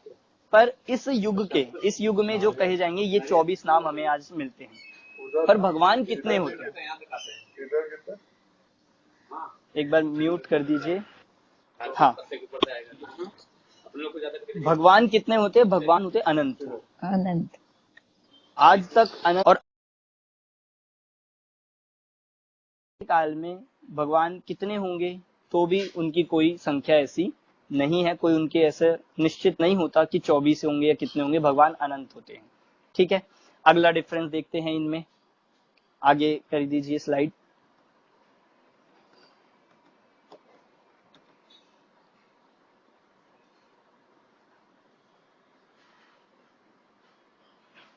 हाँ, देखिए इसमें आया है, बस मैं मैं इन वर्ड्स में नहीं, आपको अपनी भाषा में समझाता हूँ, आप बस सुनिएगा ध्यान से। हमने ये हितोपदेश वाली बात तो कर ही ली कि जो वीतरागी और वीतरागी सर्वज्ञ वे भगवान, और वीतरागी सर्वज्ञ और हितोपदेशी कंपलसरी हो वो होते हैं तीर्थंकर। सबसे एक बड़ी बात इसमें आप ये समझो, जो तीर्थंकर होते हैं उनका समोषण लगता है। समोषण किसे कहते हैं? आपने देखा है समोषण? सबने कहीं ना कहीं देखा होगा। समोषण की रचना होती है, बीच में भगवान बैठे होते हैं, चारों तरफ उनका मुख होता है और 12 सभाएं लगी होती है, अलग अलग तरह के उसमें जीव उपदेश सुनते हैं, वो होता है समोषण। जहाँ उनकी क्या करते हैं समोषण में? वहां भगवान की दिव्य ध्वनि होती है, भगवान का उपदेश होता है, उसे कहते हैं समोषण, सभा होती है। तो तीर्थंकरों का समोषण लगता है, भगवान का नहीं लगता। ये डिफरेंस कि तीर्थंकरों के तो समोषण लगते हैं पर भगवान के नहीं। आपने कभी सुना क्या बाहुबली भगवान का समोषण? नहीं सुना कहीं पे, मतलब किसी अन्य भगवान के नाम से समोषण जब भी आई बात, समोषण किसके होते? तीर्थंकरों के। तो 24 तीर्थंकरों के समोषण होते हैं, भगवान के नहीं होते। ये हम डिफरेंस देख रहे हैं। इसके बाद अगला, जो तीर्थंकर होते हैं उनके चिन्ह होते हैं और भगवान के चिन्ह नहीं होते। चिन्ह किसके होते? जो अन्य है, जो तीर्थंकर नहीं, जैसे भरत, बाहुबली, हम इनकी प्रतिमाएं भी देखते हैं मंदिरों में, पर उनकी प्रतिमा पे कभी कोई चिन्ह नहीं होता। आप ध्यान देना, आप जब भी आप मंदिर जाओगे, आप कभी भी देव दर्शन करने, अभी अलग अलग रचना देखी होगी। कहीं पे पंचमेरु बने होते हैं, कहीं पे नंदीश्वर दीप बना होता है। तो वहां पे जो प्रतिमाएं होती हैं, उसमें जो प्रतिमा होती है, आप देखना उस पे कोई चिन्ह होता है कि नहीं। उन प्रतिमाओं पे किसी भी प्रकार का चिन्ह नहीं होता, क्योंकि वो भगवान की प्रतिमा होती है। और जो हमें कॉमनली दिखते हैं, महावीर भगवान की, आदिनाथ भगवान की, मतलब 24 तीर्थंकर, क्योंकि उनके चिन्ह होते हैं। तो ये अंतर हुआ कि भगवान का चिन्ह नहीं होता और तीर्थंकरों के चिन्ह होता है। अब तीर्थंकरों के चिन्ह का पता कैसे चलता है? किसने दिया उनको वो चिन्ह? कौन देता है उनको चिन्ह? तो जब तीर्थंकर का जन्म होता है, जब तीर्थंकर का, बालक तीर्थंकर का जन्म होता है, उस समय ही उनके दाहिने, मतलब उनके राइट पैर के अंगूठे पे एक चिन्ह बना होता है। मतलब आपको ये क्वेश्चन हो सकता है, वीर भगवान शेर चाहिए था, शेर तो बहुत क्रूर होता है, मांसाहारी होता है, तो ये चिन्ह डिसाइड कौन करता है? कि इनको ये देना है, इनको ये देना है। जैसे इलेक्शन होते हैं तो इलेक्शन में इलेक्शन कमीशन डिसाइड करता है कि आपका कौन सा चिन्ह रहेगा, पर यहाँ पे ऐसे कोई डिसाइड नहीं करता। जब तीर्थंकर का जन्म होता है उस समय, जन्म के समय ही उनके पैर पे, उनके राइट पैर के अंगूठे पे एक चिन्ह बना होता है। उसे देख के ये निर्धारित किया जाता है कि इनका ये चिन्ह रहेगा, ये तीर्थंकर बनेंगे और इनका ये चिन्ह रहेगा। ठीक है, तो ये चिन्ह के बारे में हुआ कि भगवान के चिन्ह नहीं होते। अगला पॉइंट कि जो भगवान हैं उनके 5 कल्याणक नहीं होते और तीर्थंकरों के 5 कल्याणक होते हैं। तीर्थंकरों के आपने देखो पंच कल्याणक, कभी ना कभी आप सभी ने कोई ना कोई पंच कल्याणक देखे होंगे। पंच कल्याणक जैसे अपने महोत्सव होते हैं तो उसमें किस किस के होते हैं? आदिनाथ भगवान, इन सब के ही, मतलब इनके ही होते हैं जो तीर्थंकर है, क्योंकि भगवान के 5 कल्याणक होते ही नहीं। या इसको मैं ऐसे कह सकते हैं कि तीर्थंकर का जब जन्म होता है उससे पहले से ही पता होता है कि ये भगवान बनने वाले हैं, मतलब इनको मोक्ष होने वाला है, ये कोई विशेष व्यक्ति है। पर भगवान का आप ऐसे नहीं पता लगा सकते। कोई मुनिराज है, आत्म ध्यान कर रहे हैं, साधना कर रहे हैं, अभी एक सामान्य मुनिराज है, हो सकता है वे आत्मा में लीन होके भगवान बन जाए, तो ऐसा उन्हें कहते हैं भगवान। ठीक, तो ये भगवान और तीर्थंकर में अंतर हुआ कि तीर्थंकर के तो 5 कल्याणक होते हैं, भगवान के कोई भी कल्याणक नहीं होते। भगवान के कल्याणक नहीं होते, डायरेक्ट ही मोक्ष चाहते हैं। और कल्याणक क्या होते हैं ये तो आप आगे पढ़ोगे, 5 कल्याणक के बारे में भी हमारा आगे कोर्स में आएगा। ठीक, तो ये मेन डिफरेंस हमने इसमें देखे हैं। अब इसमें एक और बात अभी देखो आपके सामने, भगवान किसी कर्म के उदय से नहीं बनते, तीर्थंकर एक नाम कर्म है उसके नाम से बनते हैं। ये थोड़ा सा हमारे लिए मुश्किल होगा, इसलिए मैंने मेन डिफरेंस आपको बता दिए। तीर्थंकर जो बनते हैं वो विशेष पुण्य से, अगर कोई व्यक्ति जिसने पूर्व भव में बहुत ही ज्यादा एक विशेष पुण्य किया, 16 कारण भावनाएं आदि भाई और सब जीवों के कल्याण की भावना भाता है, ऐसे जीवों को तीर्थंकर कर्म का बंधन होता है। मतलब ऐसे जीव तीर्थंकर बन सकते हैं, ऐसे जीव। पर जो ऐसा नहीं करते, सिर्फ अपना आत्म कल्याण करते हैं, वे सामान्य भगवान, वे सामान्य अरिहंत सिद्ध बन जाते हैं। एक क्वेश्चन मेरे पास पीछे बीच में आया भी था, किसी ने पूछा था, मुझे अभी नाम ध्यान नहीं है, वो ये था कि अरिहंत और तीर्थंकर में क्या अंतर होता है। अरिहंत और तीर्थंकर में क्या अंतर होता है? तो कोई अंतर नहीं होता, तीर्थंकर अरिहंत ही होते हैं, पर अरिहंत भगवान भी होते हैं। मतलब तो भगवान है वे भी अरिहंत बन सकते हैं और तीर्थंकर तो अरिहंत होते ही है। मतलब तीर्थंकर जो अवस्था है, तीर्थंकर पद है, वो 5 परमेष्ठी में अरिहंत परमेष्ठी के अंतर्गत आता है। ठीक है, तो ये थोड़े से हमने इन तीर्थंकरों के और भगवान में अंतर देखे।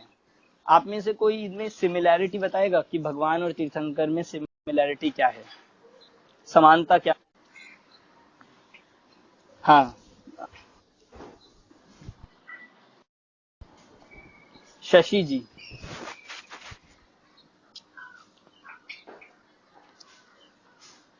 शशि जी, हाँ।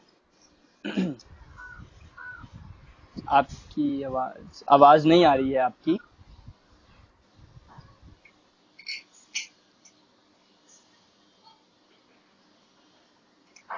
नहीं, अभी भी नहीं आ रही आपकी आवाज। इन दोनों में, तीर्थंकर और भगवान में समानता क्या होती है, क्या सिमिलैरिटी होती है?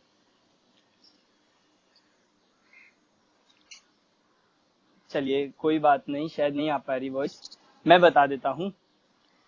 तीर्थंकर और भगवान, हाँ किसी की आवाज आई कि दोनों वीतरागी और सर्वज्ञ होते हैं। दोनों वीतरागी है, दोनों सर्वज्ञ है, दोनों ही अनंत सुखी है, दोनों ही हम कहे सच्चे सुख को प्राप्त कर चुके हैं, करने वाले हैं, सिद्ध बनने वाले हैं। तो ये दोनों में सिमिलैरिटी हम कह सकते हैं। एक क्वेश्चन मेरे पास बीच में आया है, मैं अभी क्वेश्चन सारे लूंगा, बस अब लास्ट करता हूं मैं इस टॉपिक को, कि तीर्थंकर है 24 होते हैं। इन 24 तीर्थंकरों के नाम आप में से किस किस को याद है? एक बार बता सकते? मतलब मैं सुनूंगा नहीं आपसे, चलिए कहीं आप लोग अटक जाओ तो आपको अच्छा नहीं लगेगा, बहुत लोगों को याद भी होंगे। पर 24 तीर्थंकरों के नाम और उनके चिन्ह ये हम सबको याद करने हैं। 24 तीर्थंकरों के नाम और चिन्ह, इनको याद करने के लिए छंद भी आता है कि हम एक छंद से, पूजन में भी हम बहुत जगह पढ़ते हैं, तो उस छंद से भी हम याद कर सकते हैं। और बाकी लगभग मैं ये मानता हूँ बहुत से लोगों को याद ही होंगे, क्योंकि छोटे छोटे बच्चों को ही पाठशाला से हम याद करा ही देते हैं। जिनको याद नहीं है वो अगली क्लास तक आपको याद करके रखना है, मैं सुनूंगा। तो आप डेली 5-5 नाम भी याद करोगे तो आपको 5 दिन के कम ही याद हो जाएंगे, 5 दिन से कम में ही याद हो जाएंगे। तो 24 तीर्थंकरों के नाम और चिन्ह, उनके चिन्ह भी आपको याद करने हैं, ठीक है। छंद याद कर सको तो आप छंद याद कर लीजिएगा। तो इस तरह ये तीर्थंकर और भगवान के हमने स्वरूप को देखा। भगवान के बारे में थोड़ी डिटेल में चर्चा हमने की है कि जो वीतरागी है, सर्वज्ञ है। अब आप इसको हमें खुद अप्लाई करना है, खुद इसको देखना है कि कौन से भगवान मानने लायक है, कौन से नहीं, किसकी हमें पूजा करनी चाहिए, किन की नहीं। हमने बता दी जो वीतरागी और सर्वज्ञ। अब इसको आप देखिए कौन वीतरागी दिखाई देते हैं और कौन नहीं दिखाई देते। तो इस तरह से भगवान को माने। अब देखिए क्वेश्चंस जो आप लोगों के हैं वो एक बार देखेंगे। पहले बीच में जो क्वेश्चंस आए हैं, हाँ, तो ये क्वेश्चन आए हैं कि जब भगवान को पहले से, जब तीर्थंकरों को पहले से ही पता होता है कि वे मोक्ष जाने वाले हैं, तीर्थंकर बनने वाले हैं, तो फिर वो शादी क्यों करते हैं? क्वेश्चन ये है, तो वो फिर शादी क्यों करते हैं, घर में क्यों रहते हैं, फिर वो सब कुछ इतना क्यों करते जब उन्हें पहले ही पता है? तो देखिए इसका सबसे बड़ा आंसर, तो सबसे मेन तो यही है कि तीर्थंकर एक विशेष पद है। उस मतलब आप देखो, एक विशेष पुण्य की अवस्था, मतलब विशेष पुण्य का उदय, मतलब सब कुछ जो उनके साथ बहुत अच्छा होता है वो होते तीर्थंकर। मतलब आपको थोड़ा थोड़ा जब आप अंश कल्याणकों में देखते होंगे तो आपको दिखता होगा कि देव उनकी सेवा करते हैं, स्वर्ग से देव आते हैं उनके लिए, उनका भोजन भी कहाँ से आता है, स्वर्ग से आता है। जन्म से ही उनके साथ उनका शरीर कैसा होता है, बिल्कुल पवित्र होता है। तो विशेष पुण्य की अवस्था का नाम है तीर्थंकर। तो ये जो आपने क्वेश्चन किया कि शादी क्यों करते हैं या फिर ये सब चीजें क्यों करते हैं, जिस समय तीर्थंकर बनना है वो समय भी उनका कैसा है वो निश्चित है। मतलब जब उन्हें दीक्षा लेनी है, जब उन्हें वैराग्य आना है, वो समय और वो काल भी कैसा है, निश्चित है। अब जन्म से तीर्थंकर बनने वाले हैं तो जन्म से क्या करे बताओ? जन्म से दीक्षा ले ले, जन्म होते दीक्षा ले लेनी चाहिए, फिर तो ले हैं। तो उसके साथ साथ जो जो उनके साथ पुण्य के उदय में उनको प्राप्त होने वाला है वो होगा। जो उनके साथ घटनाएं होनी है, उपसर्ग भी होना है, वो भी होगा। क्योंकि चाहे वो तीर्थंकर हो तो भी जो चीज होनी है उसे नहीं बदला जा सकता। और उससे पहले वे राजा बनते हैं, अनेक तीर्थंकरों भी हुए, कोई कोई तो चक्रवर्ती भी थे, 3 तीर्थंकर। तो ये सब उनका विशेष पुण्य का उदय है, उनकी पुण्य की अवस्था है। मतलब वो उनके हाथ में नहीं है कि हम ना करें, जैसा उनके साथ होना होता है वो होगा ही होगा। और वो होने पर ये बात फिक्स है कि वो आगे चल के उनको वैराग्य आएगा और वो इन सब चीजों का त्याग करके मुनि दीक्षा लेके मोक्ष की ओर बढ़ जाएंगे, ये भी निश्चित है।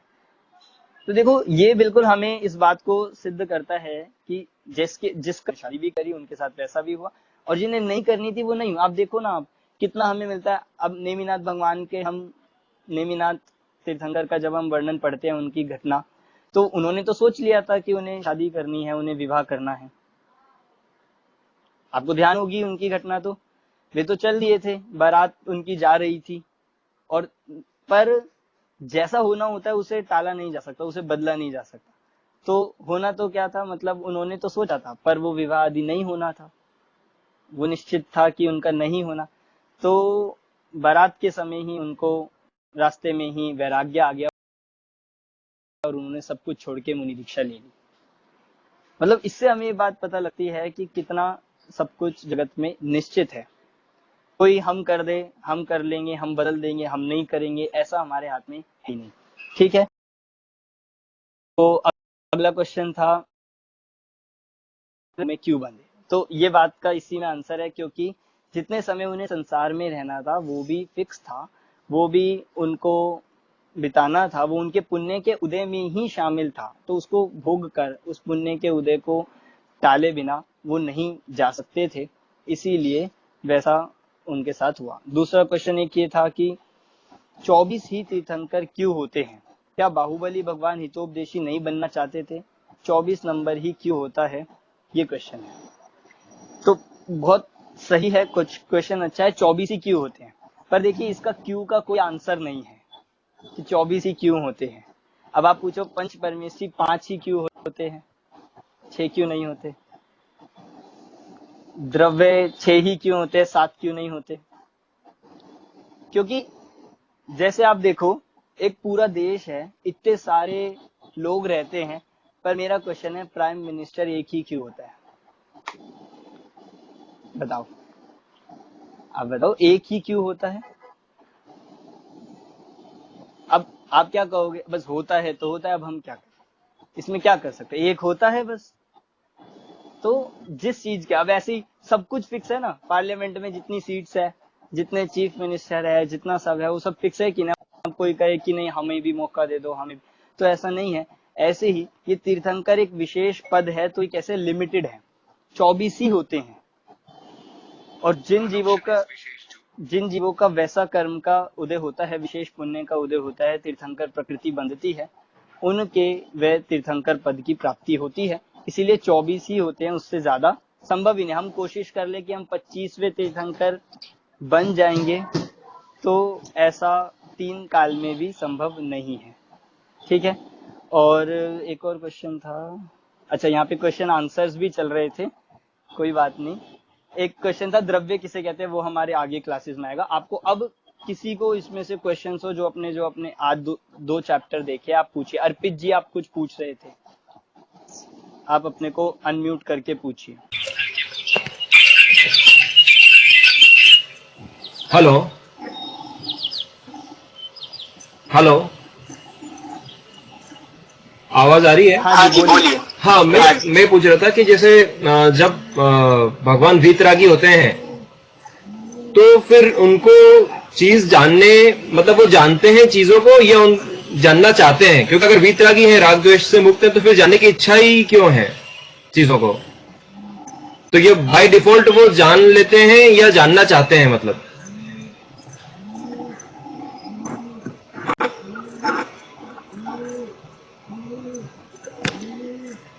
हाँ आपका क्वेश्चन आप म्यूट कर लीजिए। क्वेश्चन बहुत अच्छा है कि वे भी जान रहेगा। इसीलिए भगवान जो सर्वज्ञ होते हैं, सबको जानते हैं, वे 2 चीजों में डिफरेंस है। एक तो जानना चाहते हैं और जानते हैं। हमारे साथ क्या है, हम जानना तो सब चाहते हैं, हमें पता लग जाए सब, हम सब कुछ जान लें, पर हम जान पाते नहीं हैं, हमें जानने की शक्ति नहीं है। और भगवान के साथ उल्टा है, वे जानना चाहते नहीं हैं और जानते सब कुछ है। तो उनका जो जानना है वो सहज जानना है, वो सोच सोच कर नहीं जानते कि अब मैं इसको जानूं, अब इंडिया में ध्यान दूं, अब थोड़ा यूएस में दूं, या फिर अब थोड़ा यहाँ के लोगों को देखूं क्या कर रहे हैं। तो ऐसा विशेष नहीं देखते, सोच सोच के नहीं जानते। उनका जानना कैसा होता है, सहज जानना होता है। ठीक, तो वे उन्हें जानने की इच्छा नहीं होती, क्योंकि जानने की इच्छा ही क्या बता रही है कि आप वीतरागी नहीं हो। जानने की इच्छा का मतलब ही क्या हो गया, आप क्या जानोगे। अगर आपको दे दिया जाए कि आप सब जान लो, तो आप क्या क्या जानोगे, आप अच्छी अच्छी चीजें ही तो जानोगे। पर जो वीतरागी है उनके साथ ऐसा नहीं है, ना अच्छा बुरा, जब कुछ मानते ही नहीं, तो सबको जानेंगे, जानने का किसी प्रकार का भेद ही नहीं करेंगे। ये होता है वीतरागी होना, मतलब वीतरागी होने पर ही सर्वज्ञ होते हैं। इसलिए कहा था मैंने कि सर्वज्ञ होने का आधार, बेस क्या है, वीतराग। इसलिए अपने जैन धर्म में चाहे देव हो, शास्त्र हो, गुरु हो, पांचों परमेशी हो, उनको नमस्कार हम इसीलिए करते हैं क्योंकि वे वीतरागी है। ये सबसे बड़ी क्वालिटी है। इससे आप ये बात भी निकाल सकते हो कि हमारे भगवान जगत का कुछ कर सकते हैं कि नहीं, करते हैं कि नहीं। अब हमें ये डाउट लगता है, हमें ये क्वेश्चन उठता है कि हम बहुत विधान कराएंगे, हम बहुत पूजा कर देंगे, हम इतना वो चढ़ा देंगे तो भगवान हमसे खुश हो जाएंगे और हमारा अच्छा कर देंगे। पर जब वो वीतरागी ही है तो उन्हें फिर क्या मतलब, उन्हें उससे फर्क क्या पड़ेगा। ये तो अलग से ही डिस्कशन का टॉपिक है कि भगवान जगत के करता है या करता है, तो उसकी चर्चा तो हम आगे करेंगे। और कोई क्वेश्चन आप किसी को? मुझे एक क्वेश्चन था, हम जब तीर्थंकर और भगवान में अंतर देख रहे थे, तो जो वो पॉइंट है ना, तीर्थंकर सिर्फ अरिहंत पद पर ही होते हैं, वो अभी तक थोड़ा समझ में नहीं आ रहा, क्योंकि वो सिद्ध तो हो ही गए हैं। मतलब हाँ देखिए, तीर्थंकर एक पद है। तीर्थंकर जैसे देखिए, जब सिद्ध बन जाते हैं, जब मोक्ष चले आते हैं, तो मोक्ष एक ऐसी अवस्था है जहाँ पे किसी भी प्रकार का कोई पद नहीं है, मतलब कोई जिम्मेदारी नहीं, कोई शरीर नहीं है, कोई उनके पास काम करने का नहीं है। पर तीर्थंकर एक पद है, उस पद पे दिव्य ध्वनि होती है, समोषण लगता है, विहार होता है। तो ये इसीलिए, और ये सारी चीजें कब हो सकती है, सिद्ध में होगी कि अरिहंत में होगी? सिद्धों के तो जब शरीर ही नहीं है तो विहार कैसे होगा, शरीर ही नहीं है तो दिव्य ध्वनि कैसे खिलेगी। इसीलिए तीर्थंकर अरिहंत पद में ही होते हैं। आप देखो, आप ये कहोगे कि भाई वो तीर्थंकर तो मोक्ष जा ही चुके हैं, सिद्ध बन चुके हैं, बिल्कुल ठीक है। हम उसे अभी भूतकाल की अपेक्षा से, पास्ट की अपेक्षा से हम उन्हें अभी तीर्थंकर कहते हैं। पर आज अगर हम सोचे, जो महावीर भगवान है वो सिद्ध है हो चुके कि अरिहंत में है? महावीर भगवान अरिहंत है कि सिद्ध है? ये तो सिद्ध हो चुके हैं, उन्होंने तो 8 कर्मों का नाश किया, वे तो संसार से पार हो चुके हैं। पर हम उनको भूतकाल में वो क्या थे, एक स्पेशल थे, मतलब वो तीर्थंकर थे। इसलिए हम आज भी उनको क्या कहते हैं, हम आज भी उनको तीर्थंकर कह के बुलाते हैं, मतलब तीर्थंकर कहे जाते हैं। और देखो तीर्थंकर होता है, आप देखो 24 तो कहे, पर 24 एक साथ नहीं होते, ये भी हमें पता होगा। 24 तीर्थंकरों में एक तीर्थंकर का शासन एक समय पे चलता है। जब वे मोक्ष चले जाते हैं, फिर अगले का जन्म, अगले फिर उस तरह से वे बनते हैं। तो इस तरह क्रमशः 24 होते हैं, और लास्ट में जो हुए वे महावीर भगवान 24वें तीर्थंकर थे। अब जब तक नेक्स्ट अगले तीर्थंकर नहीं आएंगे पहले नंबर के फिर से, तब तक अभी किसका शासन चल रहा है, हम किसका शासन कहेंगे? भगवान महावीर का। इसलिए हम कहते हैं भगवान महावीर का शासन चल रहा है, वे शासन नायक है, अंतिम तीर्थंकर है, इसलिए उनको कहा जाता है। समझ आ रही है बात आप सभी को? हाँ बराबर। और एक क्वेश्चन ये था कि हम जब नवकार मंत्र बोलते हैं, तब मंगल पाठ कब तक हम कभी कभी पंच परमेष्टि के बारे में बोलते हैं, मंगल पाठ नहीं बोलते हैं, तो हाँ ऐसा? चलिए मैं बताता हूँ। पिछली बार एक बाद में मेरे पास क्वेश्चन ये आया था कि नमोकार मंत्र कब पढ़ना चाहिए, कैसे कैसे पढ़ना चाहिए, क्वेश्चन एक था। तो देखिए, सबसे पहले तो हमें नमोकार मंत्र पढ़ने का कोई ऐसा समय निश्चित नहीं है कि आप कब पढ़ो। हम ज्यादातर कब पढ़ते हैं? जब कोई परेशानी आती है, डर लगता है, कोई हमें दुख होता है, हम सोचते हैं उस समय पढ़ो, या फिर मंदिर में पढ़ो, देव दर्शन करते समय पढ़ो। पर ऐसा नहीं है। नमोकार मंत्र का मतलब तो 5 परमेष्टि का स्मरण करना है, ध्यान करना है।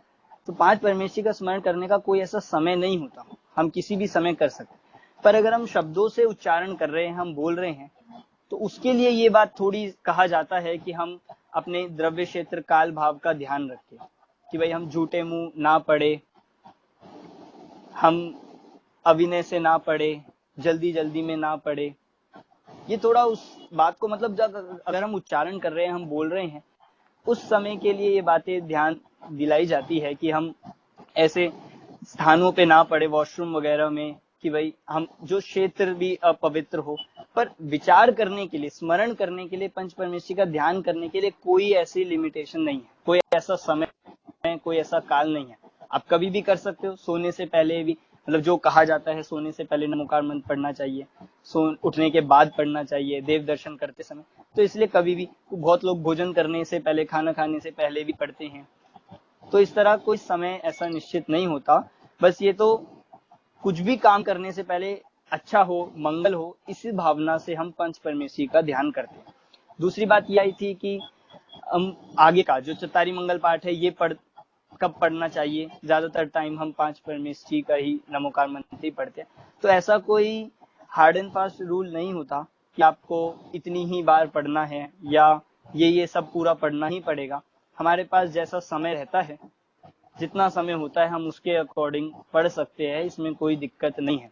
नमोकार मंत्र, ऐसोपन नमो यारो और फिर चत्तारी मंगल पाठ, और फिर नमोकार मंत्र को हम अनेक बार भी पढ़ते ही है, तो इसलिए कोई काउंटिंग का या फिर उसका कोई ऐसा फिक्स नहीं होता। ठीक है, और कोई क्वेश्चन किसी को?